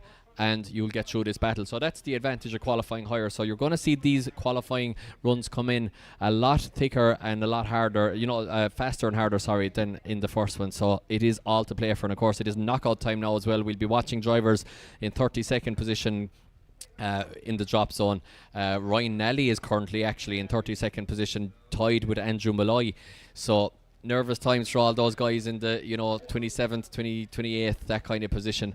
And yeah, it gets very exciting from here on. I do love Pro 2. It's always a great championship, and once again it has its own beating heart, and it's got great heart, and it's not quite as serious as the Pro Championship, even though these guys are taking it serious, but it doesn't quite have the cost of the Pro Championship. You don't have the semi-slick tyres and the necessary huge horsepower and all the necessary transmission stuff in the middle. Sometimes you can get away with a slightly more standard car, and yeah, it's just a great series and always so entertaining.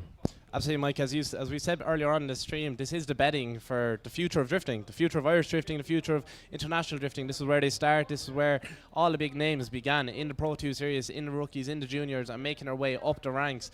As you said, like, this could be anything. There's a lot of talent here. There's a lot of lads that are fighting, not just for coming out here to have fun for the weekend.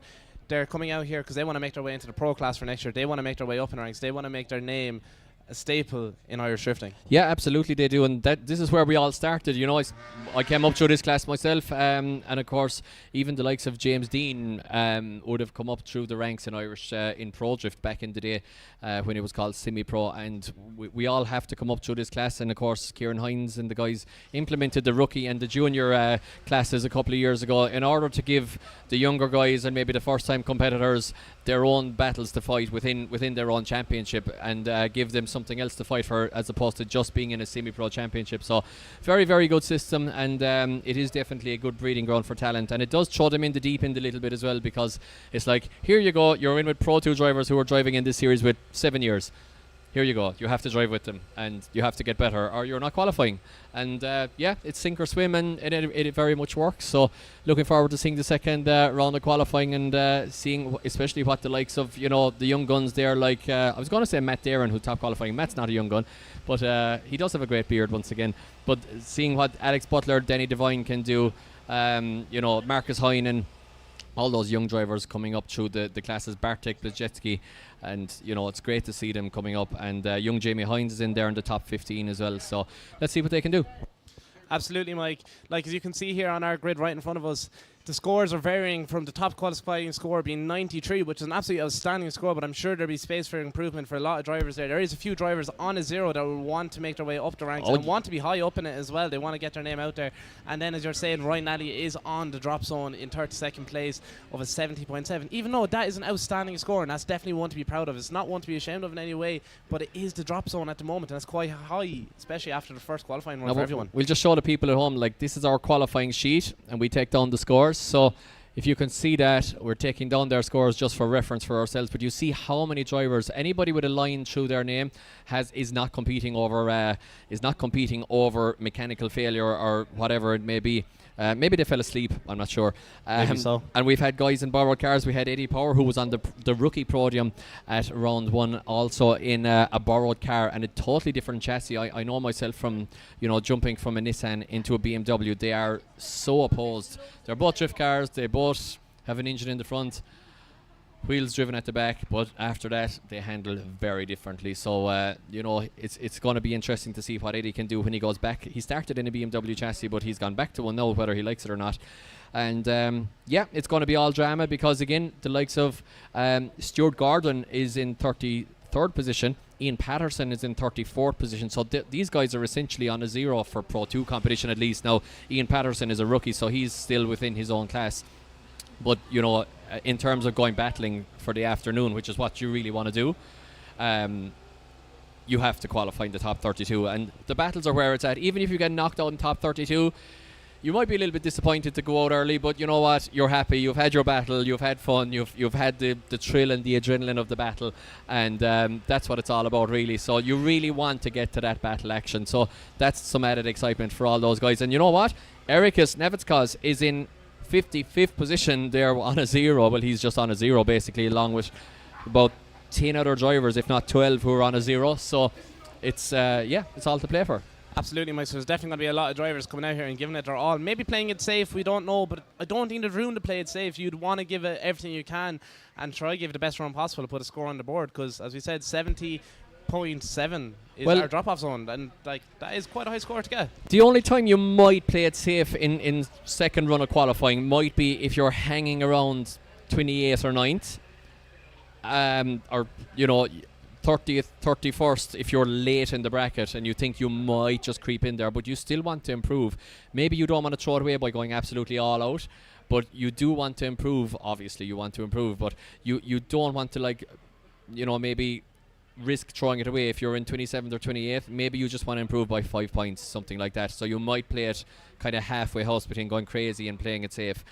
But usually you just want to get better. Usually you just want to throw it in. And you know what? These guys are out here having fun. We're up here in County Down, Northern Ireland at Bishopscourt, Diff and Drift, and we're having fun.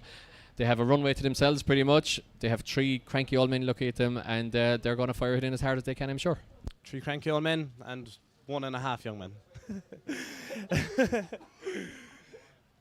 As we get some sweeties from Tom Murphy. I nearly choked earlier on, almost lost my life here. Yeah, but I have to get Tom Murphy's first aid up here just in case something happens to you again. I think he's trying to sweeten me up after calling him cranky there, maybe showing me that he's not maybe that cranky. Maybe that's what it is. Either way, Mike, we'll give a big shout out to everybody tuning in on the stream, and a huge shout out to all our team here in the tower with us putting this stream together so everyone at home can watch it. Like for us, it was a 5.5 hour, maybe 6 hour spin from down south. Not I'm for from me. Kerry. Not for me. Not for you, sorry. You drove quite fast. In No. the legal limit. I Either way, a huge shout out to everybody watching around in. the speed limit. We actually have the comments up live here right in front of us excellent. now as well. So if there's anything you want to say, They're all anyone calling me wanna good shout looking. out, That's no, excellent. Mike, that's actually the complete opposite. Ah. Yeah, they're the blocked comments. They're saying awful things about you. Either way, if there's anyone you want to say hello to or anything like that, or a big group of you watching together, let us know in the comments and we'll make sure to try to say that for you. Either way, we can see our drivers starting to grid up at the start here for their second qualifying run, Mike. Yeah, you know, excited to see this once again. I always say it, but I love Pro 2 because you have the juniors in there, you have the rookies, you have the nerves. By the time the lads get to Pro, they tend to, you know, be a little bit more professional. The money comes into a little bit more. That's just facts. The sponsors may come into it a little bit more. The pressure comes into a little bit more. Pro is fantastic. It's the pinnacle of competition in Ireland, which is the pinnacle of competition in any domestic championship in Europe. I think you have to probably go to New Zealand maybe to find a domestic championship. Well, obviously Formula Drift is domestic, but it's the whole continent of America, plus a lot of the top European guys are over there as well. But you know, it's one of the best domestic championships in the world. You have to, you know, at one stage at least, and probably back now again with the drivers we have, you have to say that we are up there with Japan in terms of driving skill.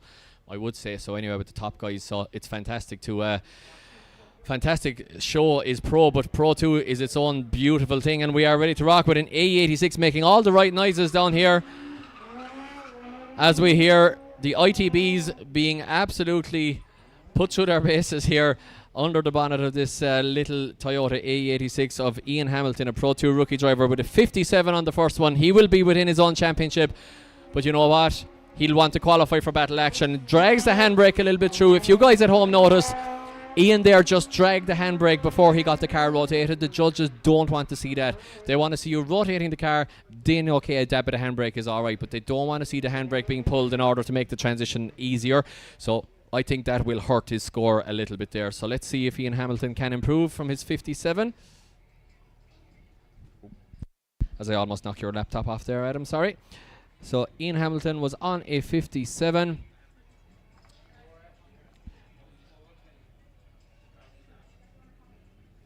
and his score is in, Mike. It is a 47.7, so there's no improvement on that, unfortunately. So that does not put him in the top 32. It leaves him well outside the drop-off zone, so unfortunately we'll not be seeing battle action this weekend. Either way, we're getting straight back into it. Barry Forrest. Yeah, another Pro 2 rookie driver with the unusual, not often seen R33 four-door chassis. The big girl, the middle sister of the Skylines, of the modern Skylines at least, of the ones we all know and love, between R32 and 34. It is a big chassis, and you know what? He's using it to his advantage here. The rookie driver, Barry Forrest, with a 60.3 in the first lap. Definitely looking like he possibly might have... well, I can't say definitely possibly in the one sentence, but definitely looking like he might improve. So let's see where he is. And it is an improvement, definitely for Barry Forrest. Definitely possibly, Mike. Definitely possibly an improvement into 31st position with a 71.3, so that's going to be a long wait for Barry Forrest. 71.3 for Barry Forrest Definitely in not a 31st. comfortable position to be in, Mike. He's going to be on the edge of the seat watching the rest of everyone's runs. Definitely, probably. Either way, we're getting into it, Mike. We've got Molly Kerr on the line, Harry Kerr's sister. It's Edgar Linus though leading us into track there. Sorry, you're getting ahead of yourself there, Adam. It's Edgar Linus in the turbo-powered 350Z here, and let's see what Edgar can do with a 0 on the first one. So it's all to play for here for Edgar Linus. As we hear 6. Don't have the commentary info on his engine here, but it's definitely a straight 6 turbo anyway. I'm going to presume it's JZ, but he might have kept it all in this M and RB. We'll find that out after. But Edgar Linus definitely getting a score on the board this time. And it's not enough. Edgar Linus does get a score on the board, but it's just a 61, which leaves him in 39th position. So no qualifying for Edgar Linus. But he is a rookie driver once again. Will score points in his own championship. Now it's on to Molly Kerr, our first female competitor once again. Up the road from Ballymoney here in Northern Ireland, and it's a slightly more tentative entry this time from Molly Kerr, sister of course of Harry Kerr, who we will be seeing in competition tomorrow. And we might be seeing Molly Kerr in competition tomorrow if she continues going like this, Adam. Absolutely, Mike. I was watching Molly through her practice session today, and she well knows how to control that car, that 350Z. Throughout this whole run, Mike, I can't see an issue where it is. It's not the fastest of runs, but she was into every zone. She got where she needed to be, and she got that 350 around the track. So is it going to be an improvement on her last score, Mike? Well, I'm watching her here. She's in 20th position at the moment, which should see her safe for battle action. You wouldn't know on 20th. It'll be touch and go. She's on an 80.7, and her second score drops in. It's a 76 for Molly Kerr. So Molly Kerr doesn't improve, but she's in 20th position. I think she should be okay for battle action, but we'll have to see because there are quite a few drivers still underneath her on zeros, etc. So we move it along to another Pro 2 rookie driver. It's Jason Gallagher in the BMW with a 54.3 in his first lap. Lovely snap onto angle there. Looks like the car is quite loosely set up here. Once again, maybe doesn't quite have the legs to keep it all the way on the outside of zone 1. Maybe not a perfect exit on that zone there. The judges will knock him down, but you know what? He's doing good here with a car that might not have the horsepower. Oh, and hits the wall, Adam. Absolutely, Mike. A bit of a bumper delete there, rear bumper delete. He came on, he didn't let him stop him for our zone 4. Came around there, small bit shallow on the entry to it, but it wasn't bad altogether, Mike. Yeah, you know, I think he was probably over pedaling that car a little bit because he brought all the aggression into the wall there. But that's what we want to see. We want to see the aggression, and Jason Gallagher definitely giving us plenty of that. Now he does improve. It's a 66 for Jason Gallagher, but does not qualify for battle action. But he will once again be in his own championship as a rookie driver. Now Paul King sits on a 0, and he will be very, very nervous on the line here. He's currently absolutely nowhere. So as we move it along, Jason Gallagher from Eddie Power gave out to me. Eddie Power's now a Donegal man. He's a Donegal man now. He is now, yeah. He likes to think he is got anyway. the new passport. And BALLYBOFEY, where Jason Gallagher is from, to me is Ballybofey. But Eddie Power absolutely ate me on Instagram or something. Does he call it Ballybuffet or something? I don't know. Ballybuffy, I don't know. But anyway, Eddie sounds like a type of dessert. Eddie should stick to the commentating, not the driving. That's all I'm going to say. And as we move it along to the one and only Paul King, who is on a 0. Oh, he goes very shallow there, Adam. Absolutely, Mike. Definitely not what he wanted. Very shallow, not even getting anywhere near our zone 1. And definitely will be marked by our judges here. He's on our zone 2 now. I think he's just going to try to make the rest of this run as fun as possible. Get a bit of practicing, a bit of seat time. Does come quite close to the wall for clipping zone 3. Bit of a drag on the handbrake there coming in our zone 4. Still a small bit shallow. Mike probably wasn't the best run, but he got some seat time. Got to have a bit of fun there. Indeed he did, as I try to choke myself again, getting maybe one last chip in there as we have to get our lunch in. Through qualifying here at IDS round 2 here in Bishopscourt. And do we have an improvement from Paul King? I would say we definitely have an improvement anyway, that's for sure. And Paul King does improve, but it's just a 40.7. So the Pro2 rookie driver with a 40.7. As we move it along to Jedrius Balkus with a big score, 76 on the first one here. The rookie driver with a massive score, 76, currently sitting in 27th position.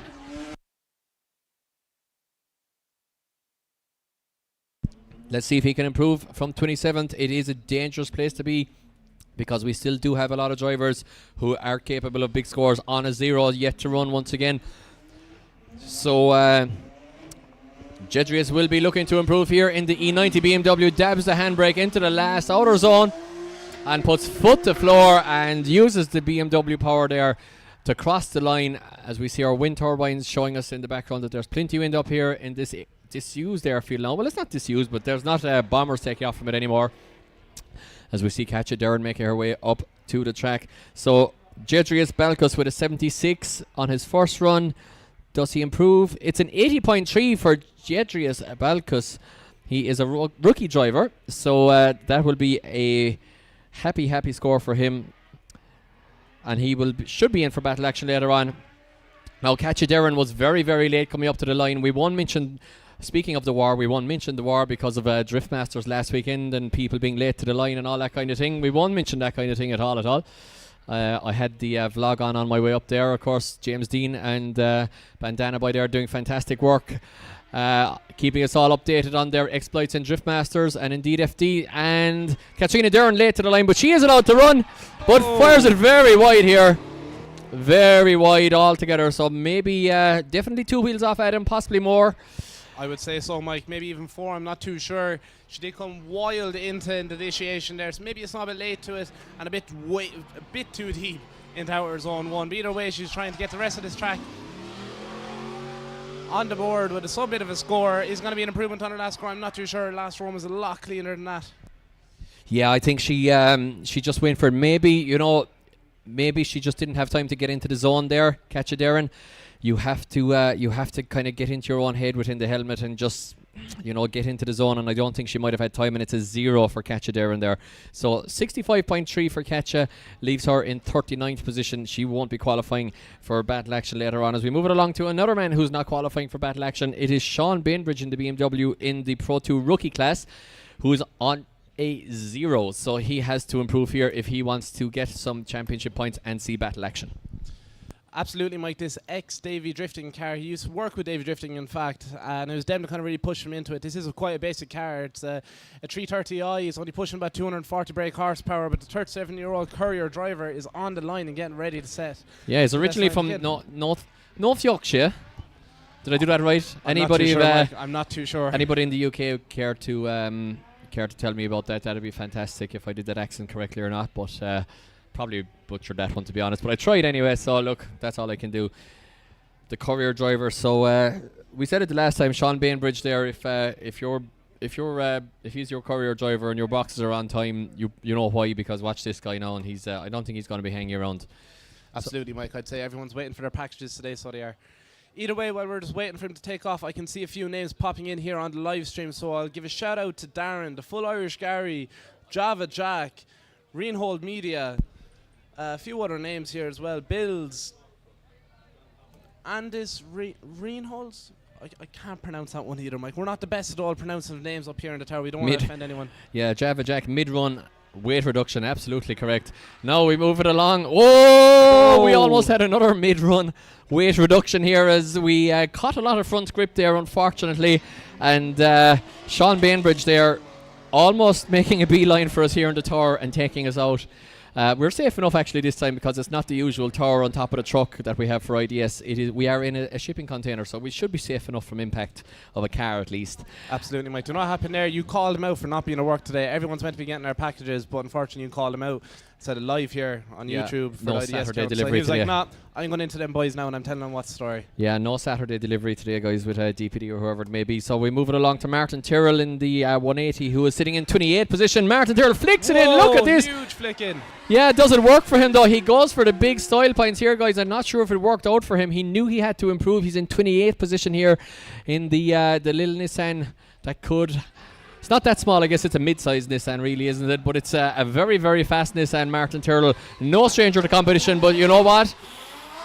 I'm not sure if Martin will be happy with that lap. He's showing his potential there in the second half of the lap there, Adam, but he flicked it in and I think he might have just overcooked it a little bit and cost himself points in the process. And indeed, yeah, it's a 62.3 for Martin on his second run, and it's a pity he messed up that initiation because otherwise he was on for a big one there. Absolutely, Mike. I'm not too sure if he came in there and he was going for the style points or if he just really wanted to send it hard, or does he have a bit of a mistake there driving? I'm not too sure, but well, has the score come in for us yet, Mike? Yeah, he's in 28th position now after that run, so we move it along. It's going to be a long wait for Martin Tyrrell. We move it along to Shane Ward, who's on a 0, so it's all to play for here. Watch this from Shane Ward. Less of a wild entry this time. Maybe dropped the wheel on the way in there slightly. Leaves zone 1 a tiny bit early as well and wavers a lot on the transition there. Didn't get a smooth transition. Not that fluid movement that the judges want to see, and he's also shy from outer zone 3. So I don't think this is going to be a qualifier here from Shane Ward. But you know what? He's a rookie driver. Once again, he's within his own championship, still coming to grips with that Sylvia. Always campaigned a Road 8.6 and did some drift days on that. But you know, it's a new chassis. It'll take a little bit of time, maybe. Handles a bit differently to the 8.6, and not going to be a huge score there, I would say, for Shane Ward.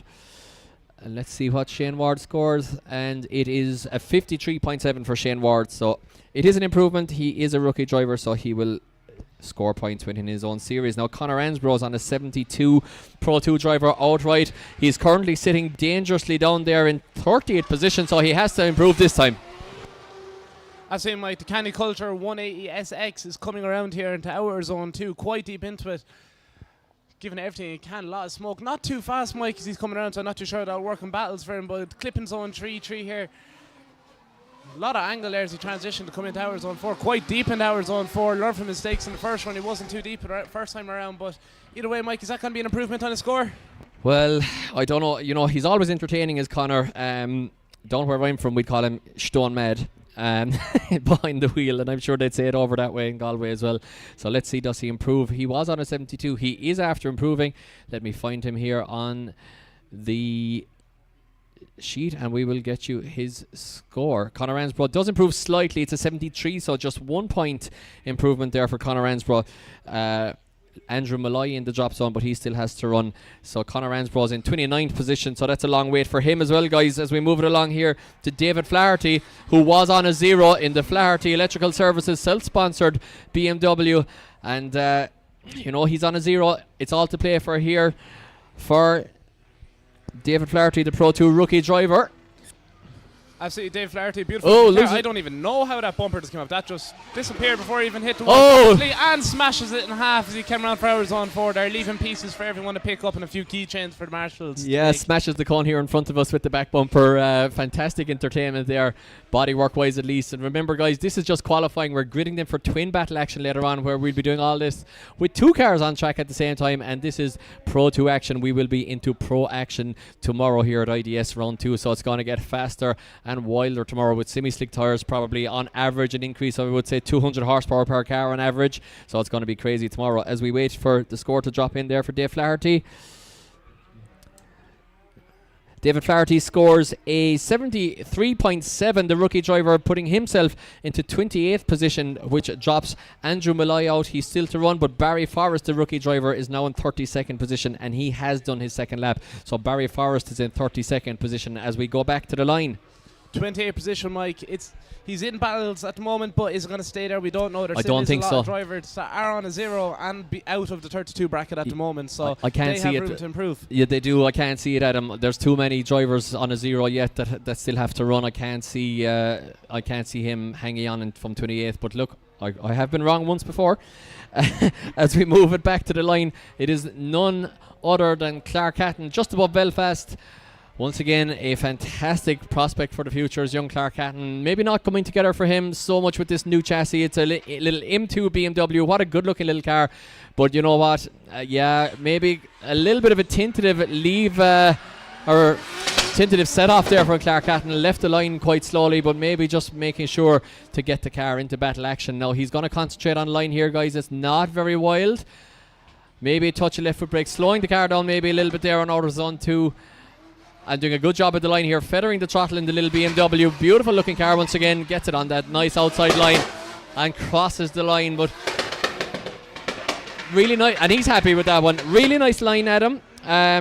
Really nice line, but the judges do want to see you full throttle from the get-go, from the start line, and flicking the car into entry. So we'll have to see what they thought of that one. Absolutely, Mike. I'm not too sure what was happening there. I nearly thought he was going shutting down the car before he initiated, but he came back and he did have a very clean line, a bit shallow in some parts, but he got around the track and tried putting a score on the board for himself to improve, and his score is in.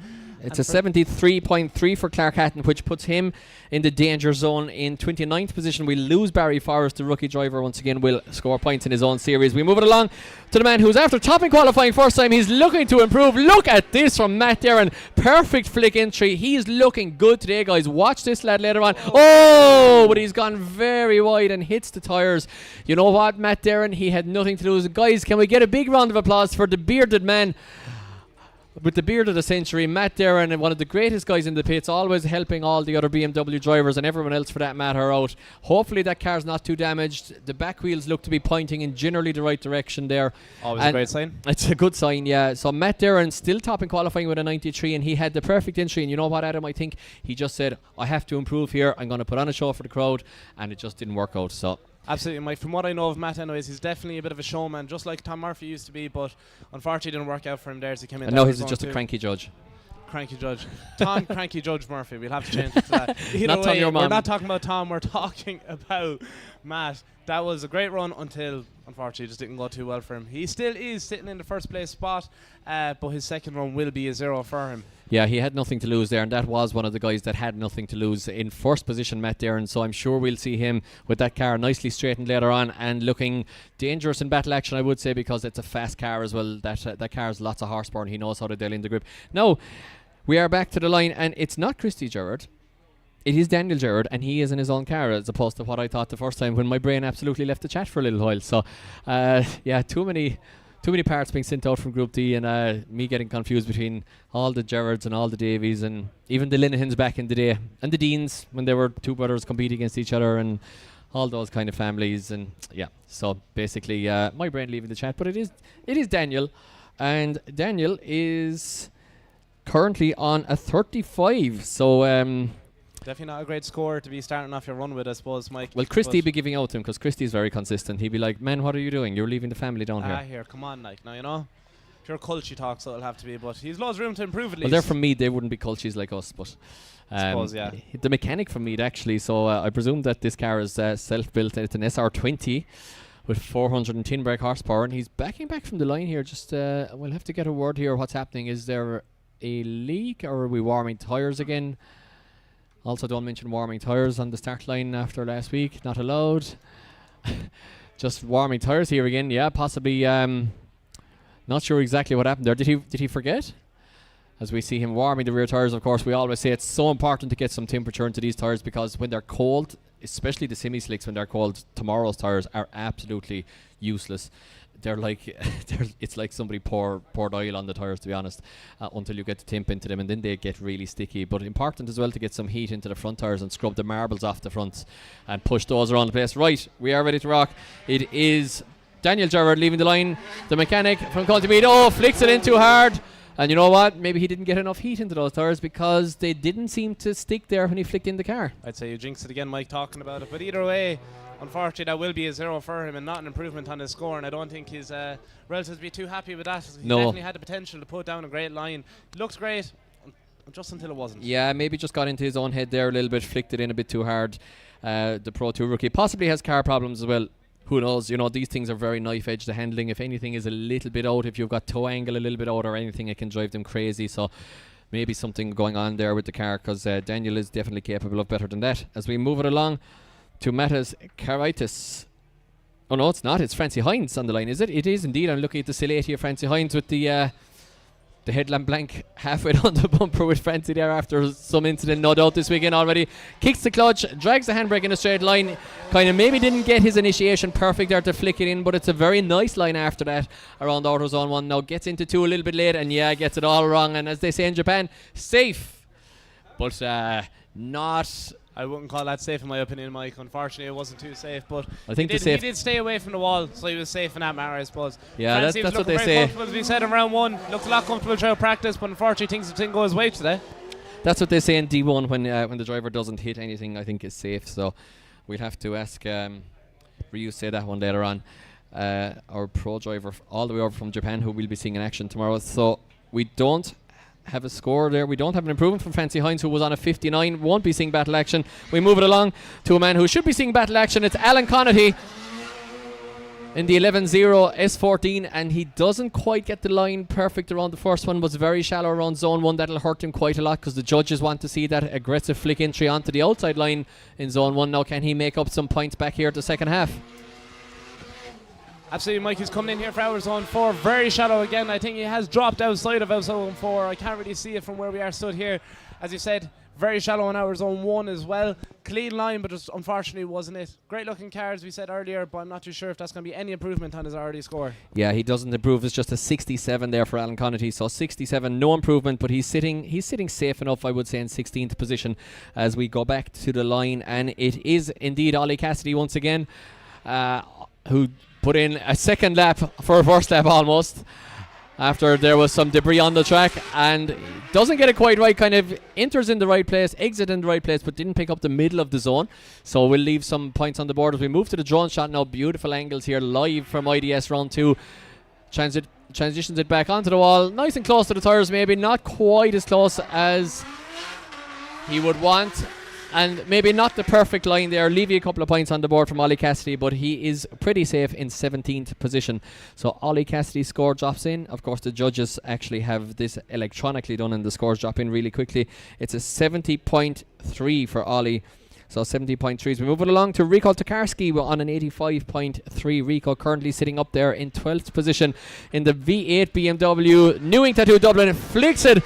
Big flick, one direction, back the other, and flicks it into the corner here in Bishopscourt at IDS round 2. All the aggression, powers through the transition now, has to actually scrub off that speed in that he used, or that he got from powering through the transition into auto zone 2 now. Can he get a turn for 3? He can indeed, as we see the strobe lights, old school style strobe lights in the E30 BMW. Big angle, goes a little bit wide, keeps it out of the wall and across the line from Rico. One outstanding run, Mike, and loads of 360s there as he creates a huge pile of smoke, a whole cloud of smoke as he crosses the line there. Definitely proud of that run, so he was. As you said, did come in very fast at initiation, straight through our zone 1, and had to try to slow down as best he could coming into our zone 2. But definitely a run to be proud of, Mike, and I'm sure it's going to be putting him in the middle of the table, and it does, Mike. His score is in, and it's a 79, which leaves him still, doesn't improve, but it's still 12th position for Rico. As we go back to Owen McGee, who had an exhaust failure, if you remember, on the first one. His exhaust was on the ground. Sounds like they got it fixed in the pit. So this is essentially Owen McGee's first lap. So let's see what Owen McGee can do with an exhaust on his 180SX. Loving the black and bronze colours there of this car. Oh, very wide there, and loses his spoiler there on the wall. Collects his thoughts again. Owen McGee doing it in his first lap, guys. Round of applause for Owen McGee with the entertainment value there in his first lap, essentially. He had to get it done in 1, and does he do 1 and done? Owen McGee on a 0. Does he put a score on the board? He does put a score on the board, and agonisingly, guys, it's 33rd position for Owen McGee with a 72.7. 33rd position. So Owen McGee, with only 1 lap, did his best. But very unfortunate. He created a show though, Mike. He deleted some of the back end of that car. I don't know if you can see as he was going around as well. He was absolutely lost in smoke. Yeah, well, he tried his best. He put it on the wall, and unfortunately just not good enough. And he is a Pro 2 driver, so that is all she wrote. Now Stuart Gordon is on the line, and Stuart Gordon is currently not qualifying with a 69.7 as he leaves the line in the beautiful looking R32 Skyline. Looks straight from Straight out of Japan, but goes very, very, very wide here. 2 wheels off track for quite a long time. It's going to be a huge deduction. Stuart Gordon is in big trouble here if he wants to qualify. He has to have a perfect second half of the lap, and even at that, I don't think in this company he's going to improve enough at him. I would agree, Mike. I'm not too sure if it's going to be enough of an improvement for him as he makes his way around there for hours on 4 and crosses the line. A lot of pace and a lot of speed, but just wasn't the exact line that the judges were looking for. Yeah, well, it's such a knife edge once again. If you come in a tiny bit too hot, you're just in trouble. But you know what? He does improve. It's a 74.3. The judges did like it there. So 74.3 does make an improvement. Big mistake there on the way in, but the judges liking the second half of that lap there. So it is an improvement for Stuart Gordon, which sees him in 28th position, which knocks David Ford out. But he still has to run his second lap. Conor Ansbro now sits in 32nd position with a score of 73. So the drop zone is now 73 for Conor Ansbro and Martin Tyrrell. Clark Hatton following closely behind with a 73.3, but we can't skip ahead of ourselves. It's Paulie D, it's Paul Dempsey, who is on a 58, so is not qualifying as well in the Lucky Day competitions. AE86 SR20 power under the bonnet of this this little coupe from back in the day, the 80s coupe, the classic drift car. Let's see if Paulie D or scrutineer here in IDS, let's see if he can do anything. And Paul Dempsey does get a clean lap across the line. Is it going to be enough to improve, do you think, Adam? I'm not too sure, Mike. I'm not too sure. That twin cam did look absolutely beautiful going around the track, but it looked like he was kind of struggling as he came out of our zone 2 there with the steering wise of things and coming into clip zone 3. He was trying to get it right in there and had to make a small bit of a correction. I'm sure the judges caught that out, but will it affect his score? Will it raise him up on the board and bring him lower? Unfortunately, it doesn't get him into the top 32. And for Paul Dempsey, it's 65. 65.3, Mike. Yeah, 65.3 does improve, but not enough. So that's all she wrote for Paul Dempsey. It is early bath time if you're into baths, or he might go for an early shower. It's Patrick Tobin is on the line with a 68.3, currently not qualifying as well. Patrick Tobin needs to improve here. He's in 48th position, doing a better job of it this time. Nice outside line on the second clipping zone here. Perfect. The back wheels are right on that outside line. Judges will like that one. Transitions nicely over on the right hand side, but maybe caught himself out a little bit. Leaves zone 3 on the track. Gets no points for zone 3, so he will automatically get a minimum of a 10-point deduction there for missing zone 3, if not more, because he was way off it.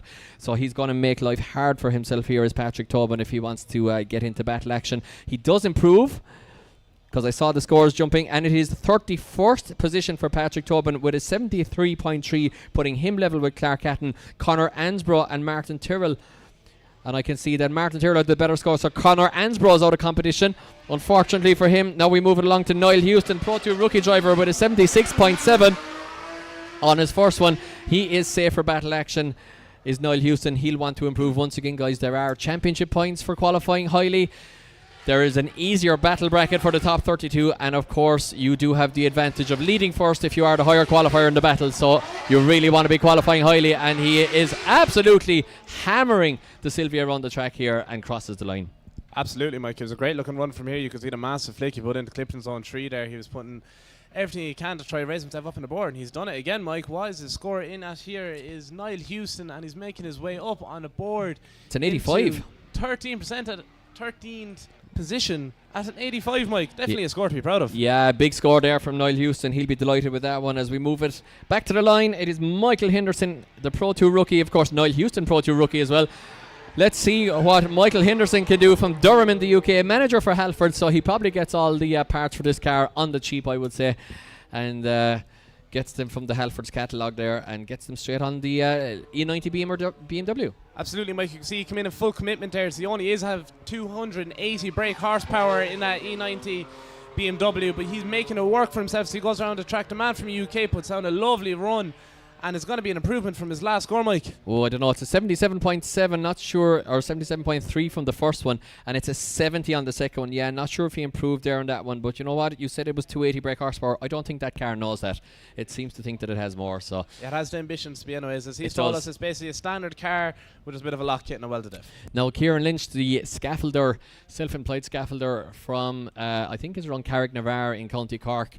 The most Cork accent you've ever heard in your life, if you can catch Kieran Lynch in the pits there. He's a character of IDS here, but he's not qualifying so far. He's on a 40.3. Kieran Lynch has to improve if he is to qualify for battle action. The Pro2 driver Let's see what he can do here in the Sylvia. SR20 power doesn't improve, I would say, because you know what? That's a 0. Absolutely, Mike. There seems to be a few drivers getting caught out in the same place there. Just as you come into outer zone 2, coming right in there, as it slows down. Is the slowing down making an issue for these drivers? Are they struggling with that? Is there a lot of rubber starting to be built up in the area? We're not too sure. We can't see it from here. Just to answer, unfortunately, that would be a 0 there for Kieran Lynch. Loving the comments here from Java Jack. Big Wang energy indeed. Yonohana Yachiru, we will be streaming qualifying and battles, not practice. So qualifying and battles, just competition. As we move along to Nathan Corcoran. Guys, watch this. He had a good first round.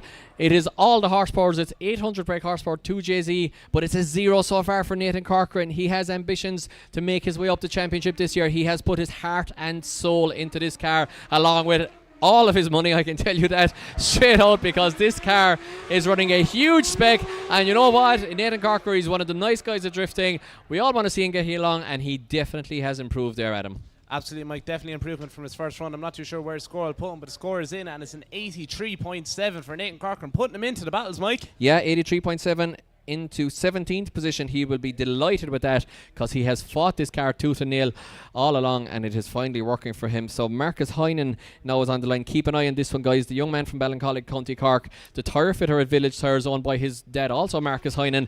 He is one for the future. He's on a big score so far. He's sitting way up there in 7th position. Can he improve with the new Sylvia this year? Moved from BMW chassis to the S13 with 2 JZ power, drags the handbrake into the outer zone 2. He's lovely on the line here, guys. Watch this lap. Does he have it in the locker to go first? Maybe lacking a tiny bit of aggression to top the charts here. But you know what, Adam? He's doing everything right. I think he's going to score very similarly to his first run, and if a guy is that consistent, you have to watch him for battles. Absolutely, Mike. That consistency is absolutely beautiful as he went around there for his second qualifying run. Everywhere he was on the right line. He was going as deep as he possibly could. Yeah, and his score is in, Mike. He puts him still into 4th place at 89.7. A score to be really proud of, especially on your second qualifying run. That's 1,000% putting you into the battles. Yeah, and you high up on the board. 88 first lap, 89.7. Marcus Heinen will be delighted with that one. And in the drop zone currently is Patrick Tobin along with Clark Hatton. And it's actually Clark Hatton, because Patrick Tobin had the higher of the second score. So Clark Hatton is in 32nd position, as we have Andrew Malloy out on track with a 70.7. He can knock Clark Hatton out of competition because he is currently not qualifying. Looking better here. Andrew Malloy from Castlewell and County Down. All the locals here. Of course, the crowd always a little bit smaller for Saturday's competition, but a lot of locals here definitely today. They will be willing on their fellow County Down man as he flicks it back into the last zone and across the line there from Andrew Malloy, the engineer, 24 years of age, with just a 328 engine in that 210 brake horsepower. Would you believe it? Absolutely, Mike. You can see that he's absolutely putting everything into that car. It was a 328, only 210 brake horsepower is what he said for round 1. He was hoping to have an M3 in for round 2 with a bit of luck, in quotations, from what he's told us, but I'm not too sure as it worked out for him. And it looks like things are going well for him. A great score on the board so far, Mike. His score is in, and it's a 90. It's a 90 for Andrew Malloy. What a crazy score there from the County Down man, putting him straight into 4th position, guys. So Andrew Malloy will be delighted with 210 brake horsepower. Who needs horsepower? This guy needs horsepower, because it's Andrew Kinna. Look at the horsepower difference in this. Absolutely crazy here at IDS Pro2 Round 2. It is from 210 brake horsepower to 2,100 brake horsepower almost under the bonnet of the Altezza here of an old friend of mine as well, Andrew Kinna, the man behind ECU Master and DRT Automotive. And everything was going so right until it went so wrong, and Andrew Kinna was on a 78.3, so he's giving himself a long wait because he's in 28th position. So this is a long wait for Andrew Kinna.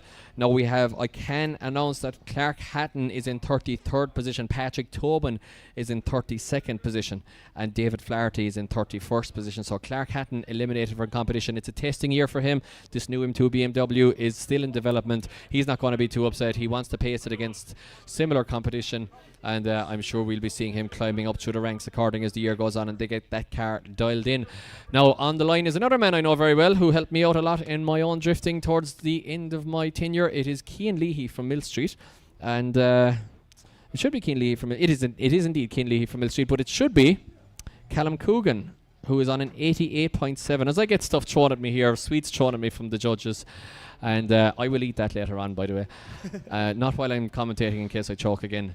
So Callum Coogan not on the line here, guys. I'm not sure what exactly the issue is, but I do see Cian Leahy a little bit back from the line. Callum Coogan, maybe the marshals just giving him a minute to get to the line here. Cian Leahy's pulling out of the way at least. As we get, I'm not sure what shot this is. Is it a drone going very slowly? Could be. Callum Coogan is there actually on the right hand side, so maybe we just couldn't see him here with line of sight, but there he is on the live stream. He is out with a car, Mike, as you can see. I'm not too sure he's after car issues. He's after shutting down to him as he was in the burnout box. Maybe he's having a stretch. Maybe just before he goes into second qualifying, got to get out, stretch him legs, make sure you don't get a cramp. Do yoga, get your head in the right place, take it easy, get all in, and then go qualifying. Absolutely. Well, we have this bit of a chance here. We'll shout out everyone again, once again, watching the live stream. We're up around the 700 mark viewers, which is absolutely outstanding. For a Saturday, people, yeah. Absolutely. People aren't able to be here and are getting to watch it. So, Scott Walsh, how many pros? 0, Scott, because this is Pro 2 today. It is pro competition tomorrow. So, tune in tomorrow from, I would say, about 10 to 12, that kind of way. And we will be back here for pro action, where everything goes up to 11 or possibly even 12. Absolutely. A few questions coming in there and a few shout outs being asked. A bit of a shout out to Jack Breen. Shout out to DN, another shout out to Jack Breen. A real hooligan is what the full Irish Gary has been saying. I love a bit of full Irish. So we have. Tomorrow morning now, maybe, before the qualifying. Any So I don't more have to we can eat my say lunch about? during qualifying and choke. A lot of compliments coming in as well to the team that are running the stream. That looks great and it's an improvement since round 1. Yeah, it's, and it's a new thing, of course, this year. Again, obviously under Dave Egan's tenure there in the IDC and Drift Games, of course, they had a fantastic live stream. The live stream was down for a few years, of course. The championship now, IDS, in the hands of the one and only Kieran Hines, and this live stream, of course, is new. It is it's via Starlink, I believe, actually, and it is very modern. So we are now. Yeah, so we're getting there definitely as we see the live leaderboard here coming up. Well, it's actually delayed on the phone, of course. They're looking at us now, but the live leaderboard is up there on the stream on the phone there as well. So fantastic to be able to see that. So the live stream is a new thing once again for this year, and we are learning as we go, of course. But I must say that it is enjoyable. It's great to be here, and looking forward to seeing what the weekend brings for the rest of the competition. Absolutely, especially as you're saying about this live stream, Mike. It's a great opportunity for drivers to look back at their runs. They don't have to have someone out there doing media from and looking over it. Of course, that's what you need for social media nowadays, but still, it's so handy, especially for sponsors and likes. It that is. They get to see them, you know. And you see so many Instagram reels there and TikToks coming up with the drivers overlaying their run and the commentary or whatever with some music, whatever, and they're free to. That's no problem to do Absolutely. that. And it's just it's a really good addition, and once again showing the world what we're capable of. And once again, guys, this is Pro 2. This is essentially the feeder series for Pro, but very much is its own championship, has its own heart and soul. And a lot of guys would prefer to be in Pro 2 as well. They just like the enjoyment and the less seriousness and the less budget of it sometimes as well, you know. So this is Pro 2, but once again we turn it up to 11 for Pro action here at IDS round 2 here in Bishopscourt tomorrow, and we are kicking off about 12 o'clock Irish time, which is Greenwich Mean Time, I would say.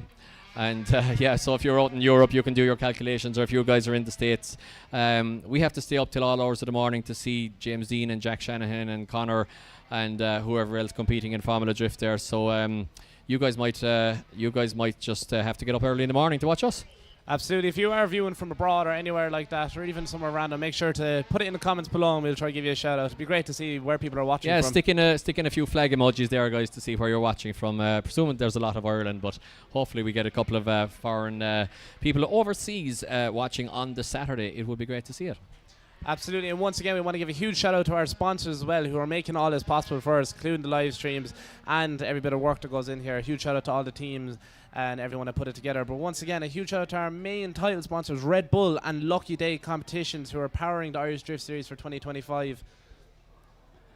Shout out to Tom Grumpy Man Murphy with his sweet for powering Mike, along with our other sponsors such as Strong Wheels, ECU Master, Turn Tire Distribution, GMD Tire and Service Centre, Shift AM, our official media partner for 2025, CDM Sport, Zuba Motorsports, Group D, Yugen Factory, TS Drift Days, and DriftMagazine.eu. Thank you very much. Without you, we wouldn't be able to make this possible.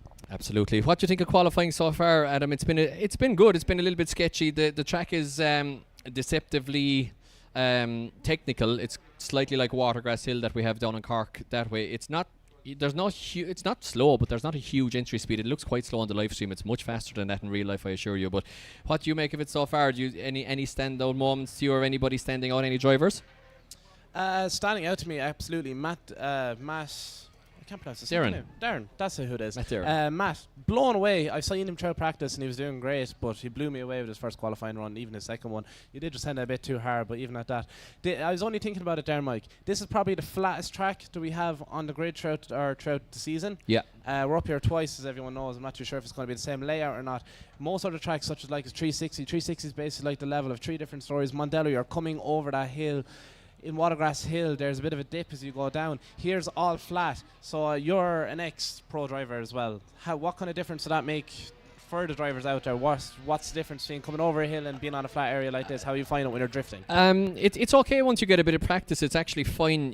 You just have to learn the track. The problem with elevation changes and surface changes comes in when if it rains and you haven't practiced in mixed conditions, especially in the likes of Fermoy, a track, it was actually the car park of a mart in Cork that we used to use, and that was notorious for like 4 different surfaces. If it rained, it was grand in the dry. They were all relatively similar, but you went from new tarmac to old tarmac through this drain, which really unsettled the cars.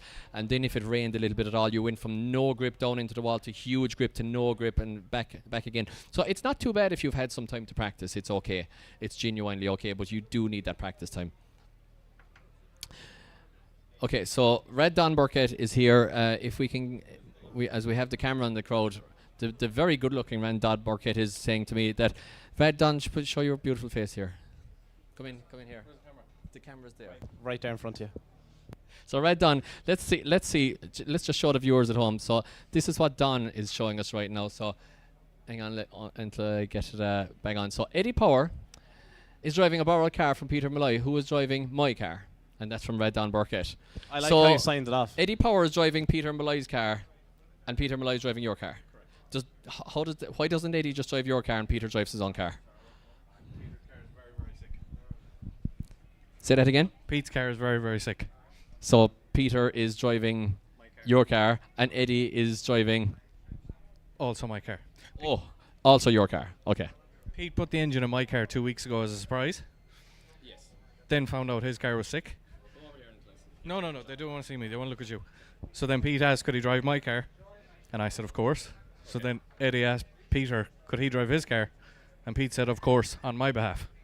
Okay, well, I've no idea what's happening. So, look, nobody's driving their own cars between the lads there anyway, which is the usual anyway. It's like the Davies. Absolutely. And the you never know what Gerrards. the Davies are going to do. The Gerrards as well. Apparently, Cars, they in put my so head. much time, effort and work into them, but they're passed around like trading cards, Mike. They are. It's not as if they cost any money or anything, you know. Absolutely not. It's You don't grand. act like when you're out on track and they're driving like, what speeds are going around this track and going straight to the wall, sideways. I purposely suppose trying to lose they're traction. today. They're hitting 70, 80 miles an hour possibly, maybe 80 miles an hour entry speed in I like Mondello. how you're we're adapting, saying miles since we're well, we're in the north. I'm old. It's all miles an hour with me, so I convert pounds and punts. pounds and miles an hour, and yeah, exactly, in stone, not kilograms. But yeah, probably 75, 80 miles an hour. I would say. Like these cars get up and going really quick.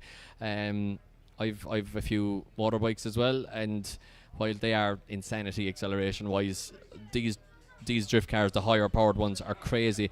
Like for instance, so where I work, Group D, Darren is currently or not currently building his S13 to have 2 turbos inside and the back of it, as you do, with a V8 6.7 litre engine up front, as you do, and the aim is around 1400 brake horsepower. Now the car is going to be probably 1300 kilos ish, if even, and that might be with driver included, to be honest with. So you're actually at over 1 brake horsepower per kg.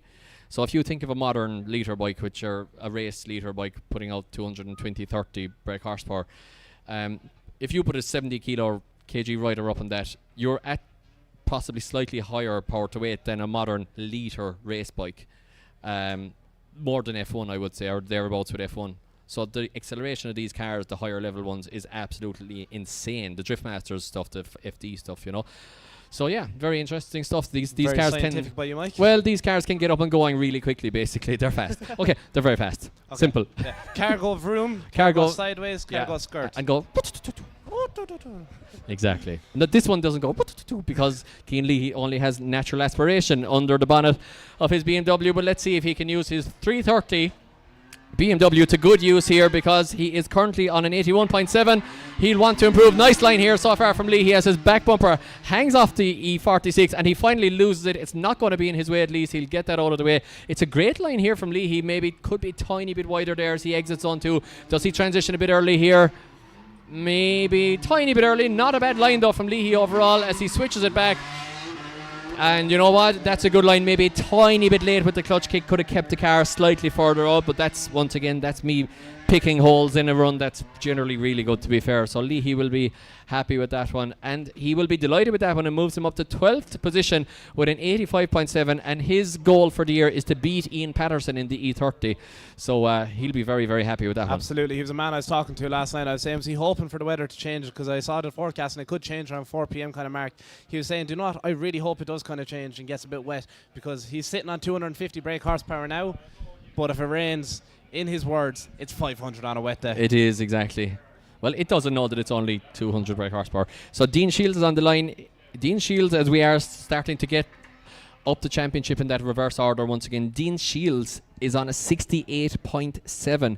The Port Arlington 18-year-old is not qualifying currently, which is unusual for Dean. He's got 600 brake horsepower in which to help him do so right now. Look at his beautiful S15 fronted S14. Very long handbrake jack though. Oh, and tries to get it going. A huge backfire there. Not sure if something happened or Shuts what it happened down there. very early there as he come into ours. Yeah, there I'm was not a too sure if he had massive parachutes or- I'm not sure there was. Well, there must be something, because there was a massive pair of backfires there. And I'm not, like, he just didn't seem to get it up and going, get it reinitiated after that handbrake jack. I thought he just held onto the handbrake for way too long, but obviously car issues here for Dean Shields. And guys, this is drifting. It's a tough mistress. Dean Shields will not be qualifying for Pro 2 action this weekend. He's on a 68.7 and does not score on his second run, so 0 for Dean Shields on the second run. And drifting is always a tough mistress, and not only that, but hopefully not an expensive one. But you know what, Adam?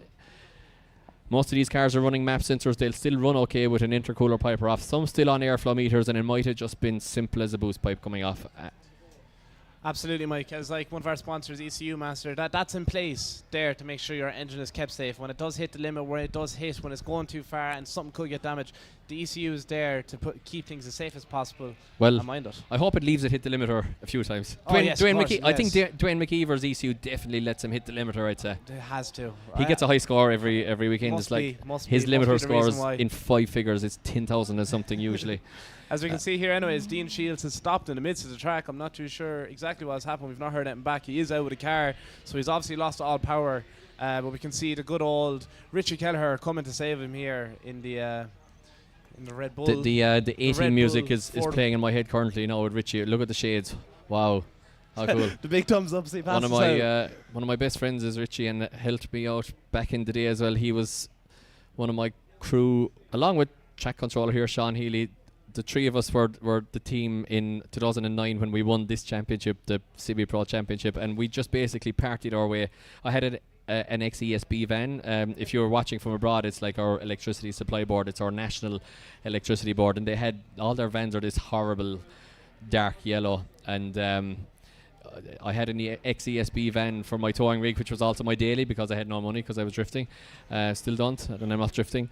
But yeah, and it was just basically a party for 5 rounds. But we happened to win the championship in the middle, and Richie was a part of that as well. So good memories with all these guys, and it's so good to see all the new lads, the young lads coming through and having their own experience through the series, and maybe not as wild as we did it, maybe, but hopefully not for them. But hopefully Things are a bit different now, yeah. a little bit of wildness is never bad either, to be honest. Absolutely. We'll go back to what you were saying earlier anyways, and asking everyone to send in the flags of where they are from. We can see a few different things coming in here. One man asks, saying, how do you get the Cork flag up? Unfortunately, I think you Apple- just do a red and white emoji. Just do the red dot and the white Yeah, dot, and that'll we'll know have that to you're do. from the real. you don't even need to say it or put in the a real flag. capital. Just put B-A-I. Or just say Bye. I'm from Cork, by Yeah, bye. like myself. Either way, we have a lot of people tuning in from the UK, Australia. Wow, Australia, excellent. What time of the night is it in Australia, Sean? That's it's crazy. It's probably Irish though with a name like Sean. Probably, yeah. Watching from America. I'm not even... I don't Elmira's know watching this. from America.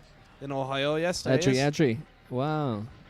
from Perth. So guys, we've got a good listenership for a new live stream, especially on the Saturday of competition. So if you guys are enjoying it today, tune in tomorrow. We'll get rid of Adam, thankfully, and we'll have Eddie Power. We'll have Eddie Power in the tower. Adam is on media duties tomorrow. He is the roving reporter in the pits, and Eddie Power, who will be on track in a minute, will be up here with us tomorrow, and we will be on in a whole new level, I would say, with semi-slick tyres. On average, I would say 200 horsepower more per car, if not more. Absolutely, yeah. And yeah, it's going to be crazy tomorrow. I know the real reason you're looking for Eddie to come back up here tomorrow, just so you don't look like the shortest man here. I knew it. There was a shark joke coming. I'm not that shark. I am really. You're still on the box as well. Don't be hiding it. We Either need to way, get a box, our next a beer driver crate. is lining up here at the grid. He is indeed. So we lose Dean Shields with his RB25 power, and our next driver should be Eddie Power. No, it shouldn't. He's in my commentary notes next. Sorry, my bad. It is David Ford. I should know David Ford because I know him very well. So David Ford on a 73 currently, and he has to improve here, guys. David Ford is currently in 36th position, well, joint 34th actually. So he's not in battle action. All the pressure in the world on David Ford's shoulders. Takes out a cone on the way in. The judges won't penalise him big for that. They said that in briefing if they're a little bit wide on entry. It's not a big deal. A lovely handbrake drag, maintaining nice stable angle there into zone 2 from David Ford in the 4D Autos R32 ex Adrian Wheatley Skyline actually, who we will be seeing in pro action tomorrow, and it's a nice transition. Maybe not filling out the whole centre of the zone there in through 4, but David Ford with a better lap. He's on a 73. He's currently in joint 34th position. Does David Ford improve, and does he see himself in battle action at the expense I'd of imagine Patrick something Tobin? like that looks like an improvement from his last run to me. Lots of pops and bags as he's going around. Oh, Lots of smoke. And guys, he absolutely matches his last run. It's another 73 for David Ford, who does not improve.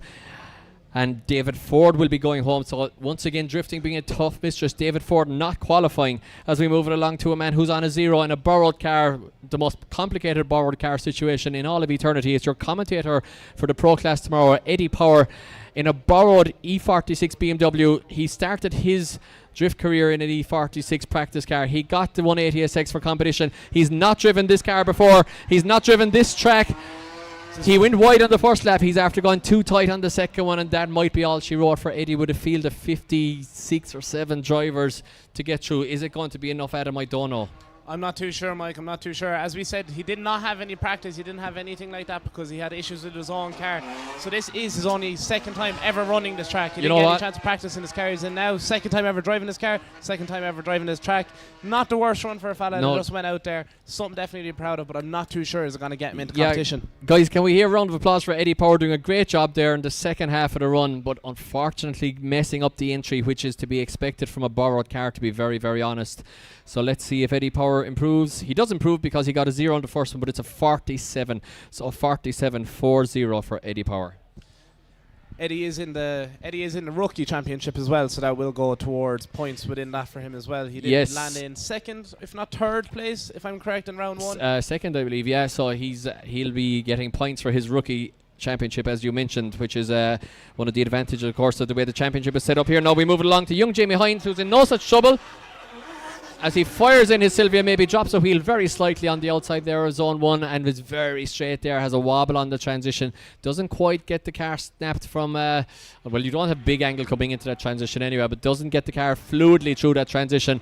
Maybe not going to be an improvement as a result here from Jamie Hines, as he has an 84 on the first run, which sees him in 18th position.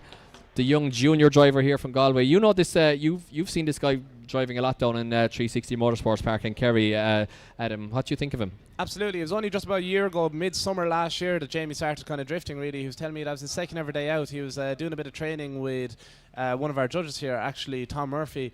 And his first time ever competing was round 1 up in Mondello. Either way, it's another score on the board for Jamie Hines. Yes. He sat in 18th position. Something to definitely be proud of for the junior driver on an 83.3. Yeah, not improving for his first run. Doesn't improve as Declan Byrne flicks into Sylvia here once again, but takes a cone with him this time. Maybe just a wheel slightly over the edge there, possibly. And using all the angle there available here in Bishopscourt around zone 1 there. Let's see what he can do for the rest of the lap. It's nicely through 3, big angle once again, and gets the car turned a little bit better this time. A perfect line pretty much through 4. That's how to transition into number 4 and maintain your line through the last part of the corner here. Declan Byrne, does he improve? He's currently sitting kind of midfield in a, let's see, he's currently on an 88.3, so actually he's up the top part of the field. He was on an 88.3, it's a 74.7, the judge is deducting him there, so still way up there from Declan Byrne. He's still up high up in the table. Now, Alex Butler's on the line. He sits in second position. Matt Darren did not improve in qualifying. He hit the wall there, if you remember correctly. The young man here now, Alex Butler, let's see what he can do in the BMW. So Alex Butler comes in here for his second qualifying run. Big initiation into our zone 1. Quite clean, straight through the middle of our zone 1, creating loads of smoke in an E46. And into our zone 2. I can't really see what's going on too much from the judging tower, but it looks like he's getting right in deep in line there.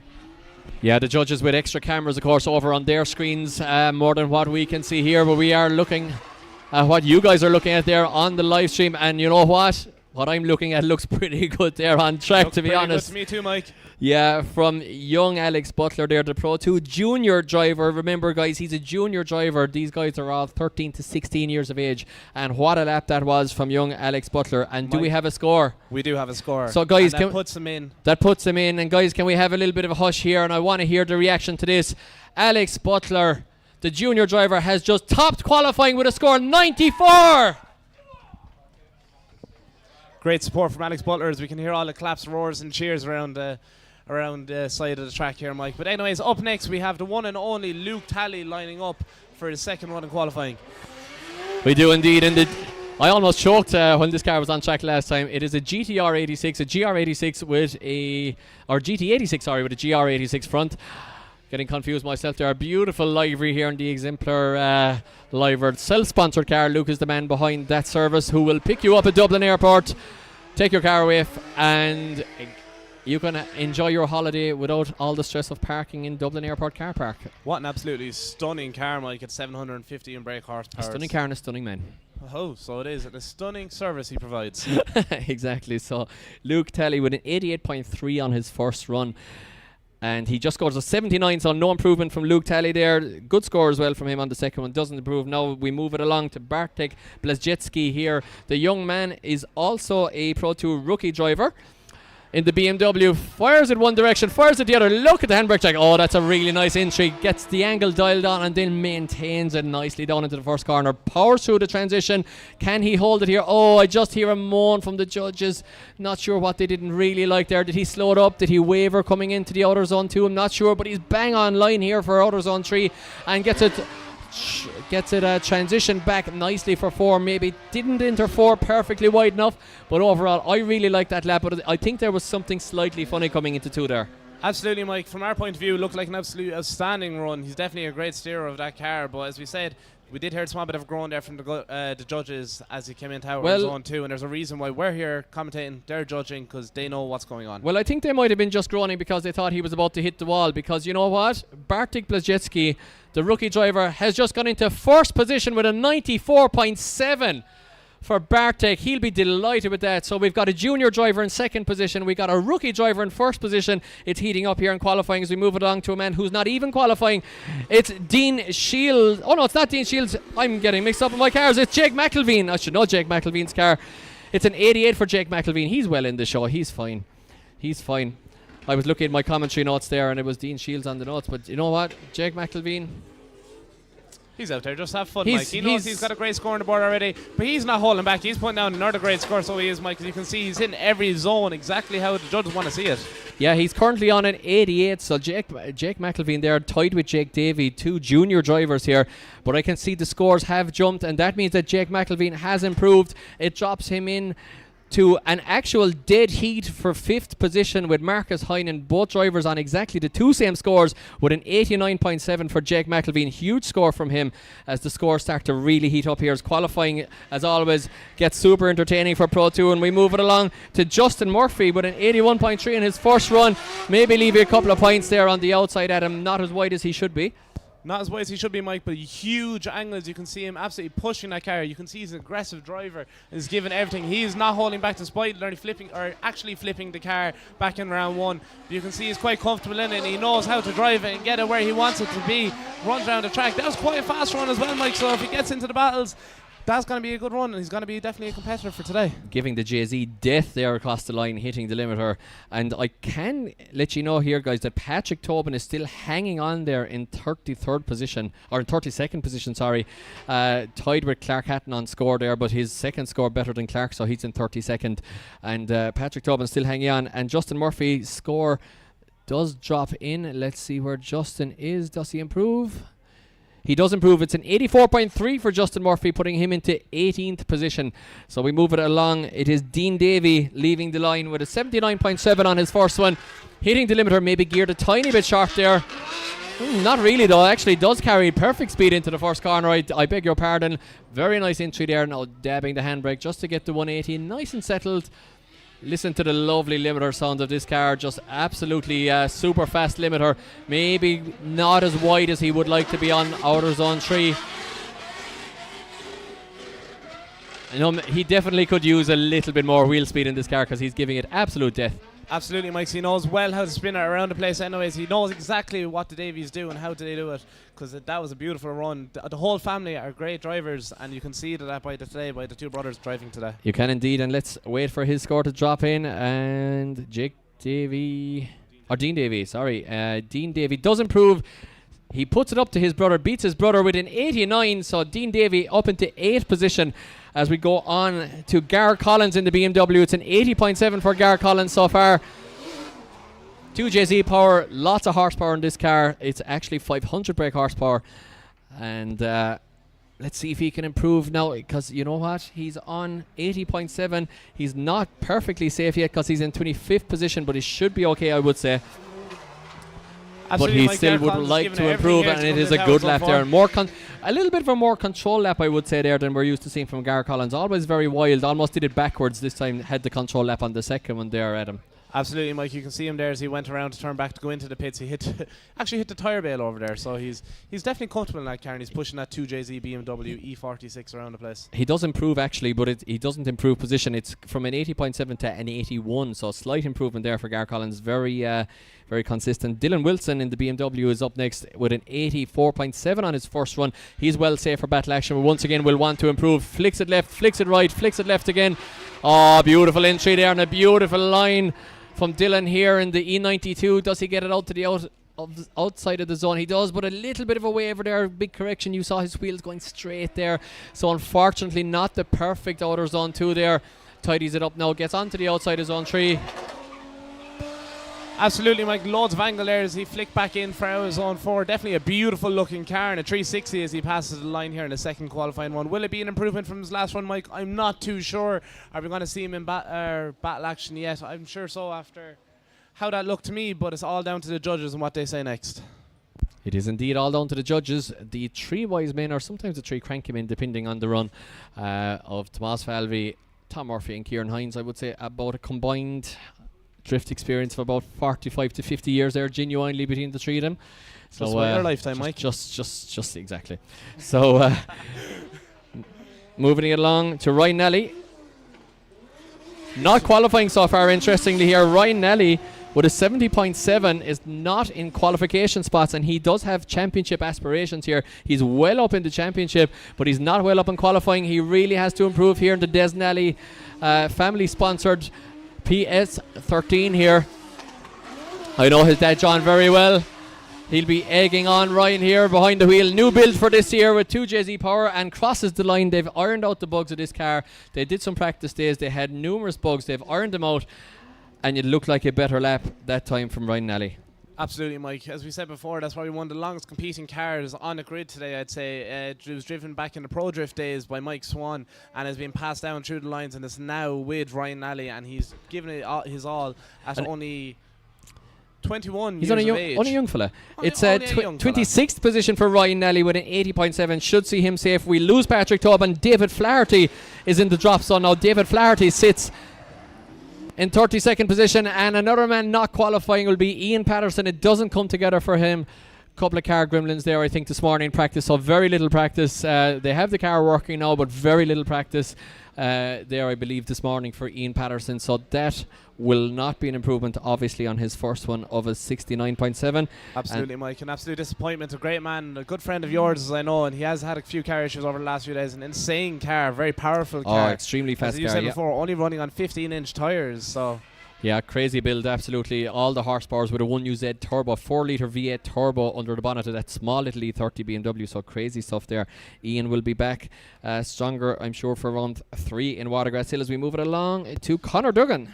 Yep, up next is Conor Duggan, the owner of CDM Sport, one of our sponsors of the series this year. Anyways, he's taking off in his aggressively loud V8 BMW E46. He flicks in here for his initiation into our Zone 1, roaring past the judging tower here in Bishopscourt. Diff and Drift just flickering his foot on the accelerator as he came into our Zone 2, trying to get his line dialed in and give it everything he can. Oh, hits a bit the wall. too close and a bit too intense. Oh, he's after debeating a wheel and he's after braking a wheel. Wait for the car to come around here, guys. You'll see the damage. Yeah, look at that wheel. Absolutely disintegrated there on the back of the BMW of Conor Duggan.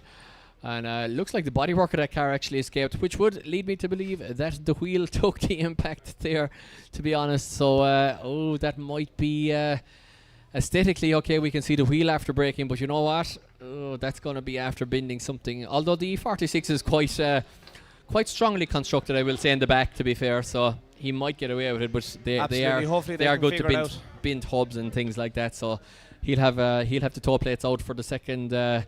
For his battles, but he is good for battle action. Putting it all out there is Conor Duggan. He's on an 85.7. He's safe for battle action currently. See, he's way up there. He's in 14th. So we've just lost Patrick Tobin. David Flaherty, the rookie driver, sits in 32nd position with a 73.7. So 73.7, the drop zone now. As always, it kind of creeps up into the mid-70s. Stuart Gordon is in 31st and Michael Henderson is in 30th. So nervous times for these guys. As coming into the track, we have Stefan Mooney on an 80.7, who is also safe for battle action here in the S14. Let's see, can he improve? Stefan Mooney, a driver who did absolutely outstanding in round 1 up in Mondello Park, is here back for round 2, and he's fighting for the championship. He wants to put his name out there. Lovely deep line into clipping zone 3 and our zone 4. Lots of speeds he came in there as well. Lots of angle mics. He came around for the second qualifying run. Another 360s he passed the line. Everyone is mad about doing 360s across the line today.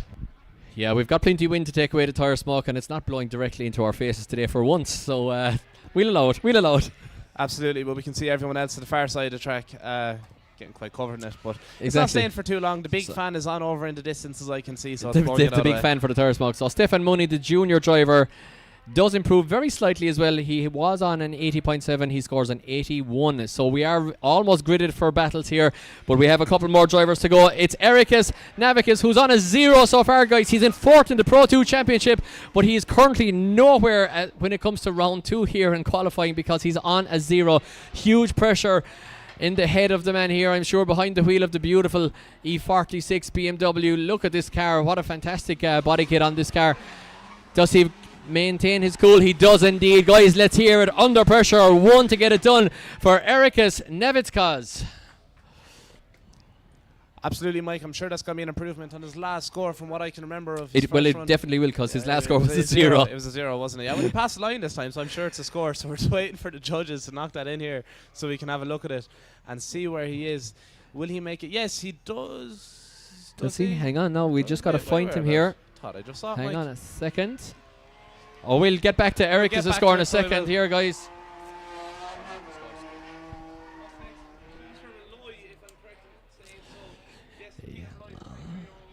Yes, indeed, it is Peter Malloy.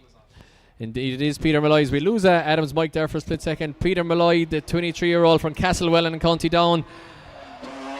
As we heard all of that car swapping information from Don earlier, and a lovely tidy lap there from Peter Malloy on an 84.7 on his first one. As we just look here for Ericus' score from the last one, which we didn't get a chance to announce either. And I'm not too sure. Is it updating our side, Mike? yeah, let me just see this one now. Peter Malloy's score.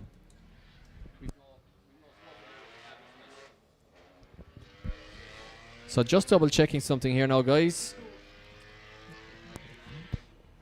82, Ericus Navitskos does get himself into battle action with an 82, meaning we lose David Flaherty, and now on the drop zone is Stuart Gordon. So Stuart Gordon is on the drop zone, and I can announce Peter Malloy is still on an 84.7, doesn't improve with an 82.3, and we get into our 91.7 on his first one, our 4th place qualifier so far.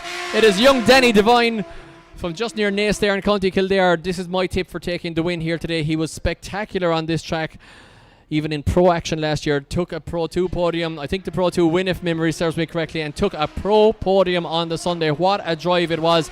That was with an SR20. This year he's got 2 JZ power. He grenaded the engine in Mondello, threw a rod out through the block over the finish line at round 1.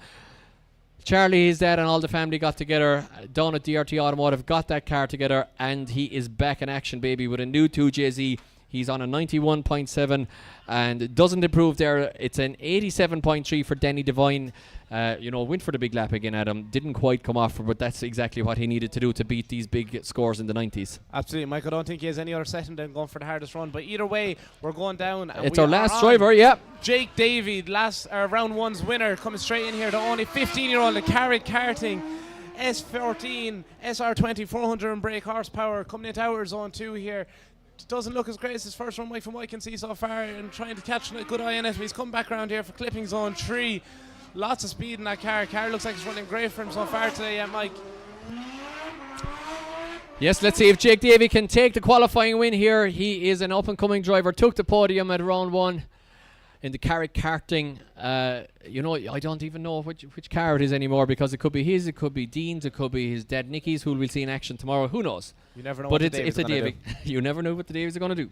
Exactly. So Jake Davey sat on an 88 on his first run, and he does improve. It's an 89.7, putting him equal on scores actually with a dead. Oh no, sorry, that is the wrong score I'm looking at. So Jake Davey, he gets an 84.7, sorry, in his second run. Doesn't improve, so that gets us done for qualifying, guys, here at IDS round 2 at Bishopscourt. Diff and Drift, Northern Ireland's home of drifting. So I can announce our top 32 qualifiers, and just bear in mind here, guys, we do have a couple of tight scores. In the event of a tight score, it will go to the driver's second score. In the event of their second score being tied, which I can see is after happening, I think, in 2 instances today, strangely enough, I do believe it goes to championship position. So I will confirm that with Kieran Hines. So your top 32 qualifiers, we just lose David Flaherty with a 73.7, but in 32nd position, it's Pro 2 driver Stuart Gordon. 31st is Michael Henderson. 30th is Andrew Kinna. Then it's Jedrius Balkas. Ryan Nally creeps in 29th position, tying with Molly Kerr actually there on a 80.7, so tight score there as well. 26th is Stefan Movie. Then it's Gar Collins. Ericus Navitskos is in 24th. Ollie Cassidy creeps in on his late run there on the first one, the Pro 2 rookie driver in 23rd. Alan Connaty is 22nd. Nathan Corcoran will be delighted in 24th. Jamie Hines, the young man from Galway, is in 20th. Then it's Justin Murphy, Peter Malloy, Dylan Wilson, Niall Houston, Rico Tokarski, Conor Duggan, Cian Leahy in 13th, Jake Davey, Luke Talley and Declan Byrne in 10th. Then it's Callum Coogan, Dean Davey, Jake McElveen, Marcus Heinen in 6th, Andrew Malloy in 5th, Danny Devine in 4th, Matt Darren getting knocked down to 3rd position, Alex Butler putting in a mega second lap at a 94 in 2nd position. And your winner here of qualifying at IDS round 2 here in Bishopscourt is Bartek Blazjetski, the Pro 2 rookie driver, taking qualifying with a 94.7, a huge run here from Bartek. And that is it, Adam. So we're going to grid him for battle action. We're going to let the drivers refuel their bodies, refuel their cars, get some fresh tyres on there, and we will see you back here, guys, for battle action at IDS top 32 at round 2 in about, I would say, half an hour's time. Roughly so. We'll chat to you then.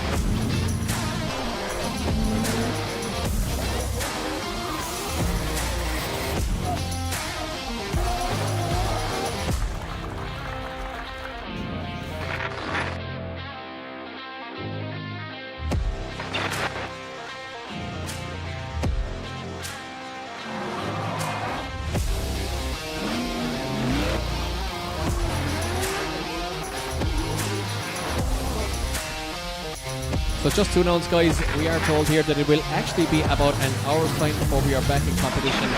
1 hour's time, because we will have some practice, of course, and we are running a little bit late there. So it'll be an hour's time before we're back in competition for top 32 actual ceiling.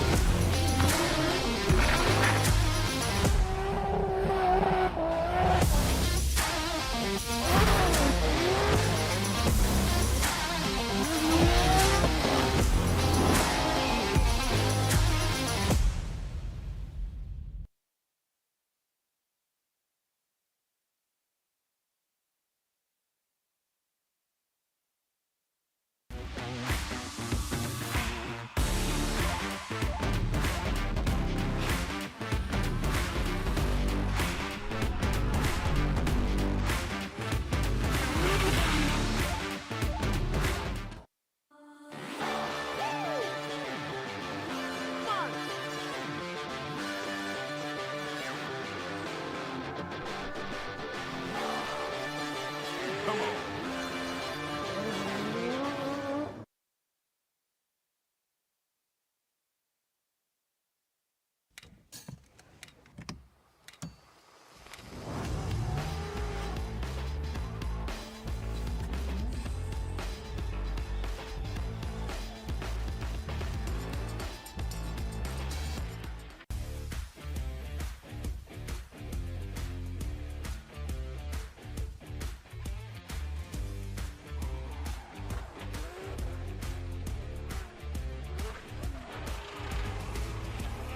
This is how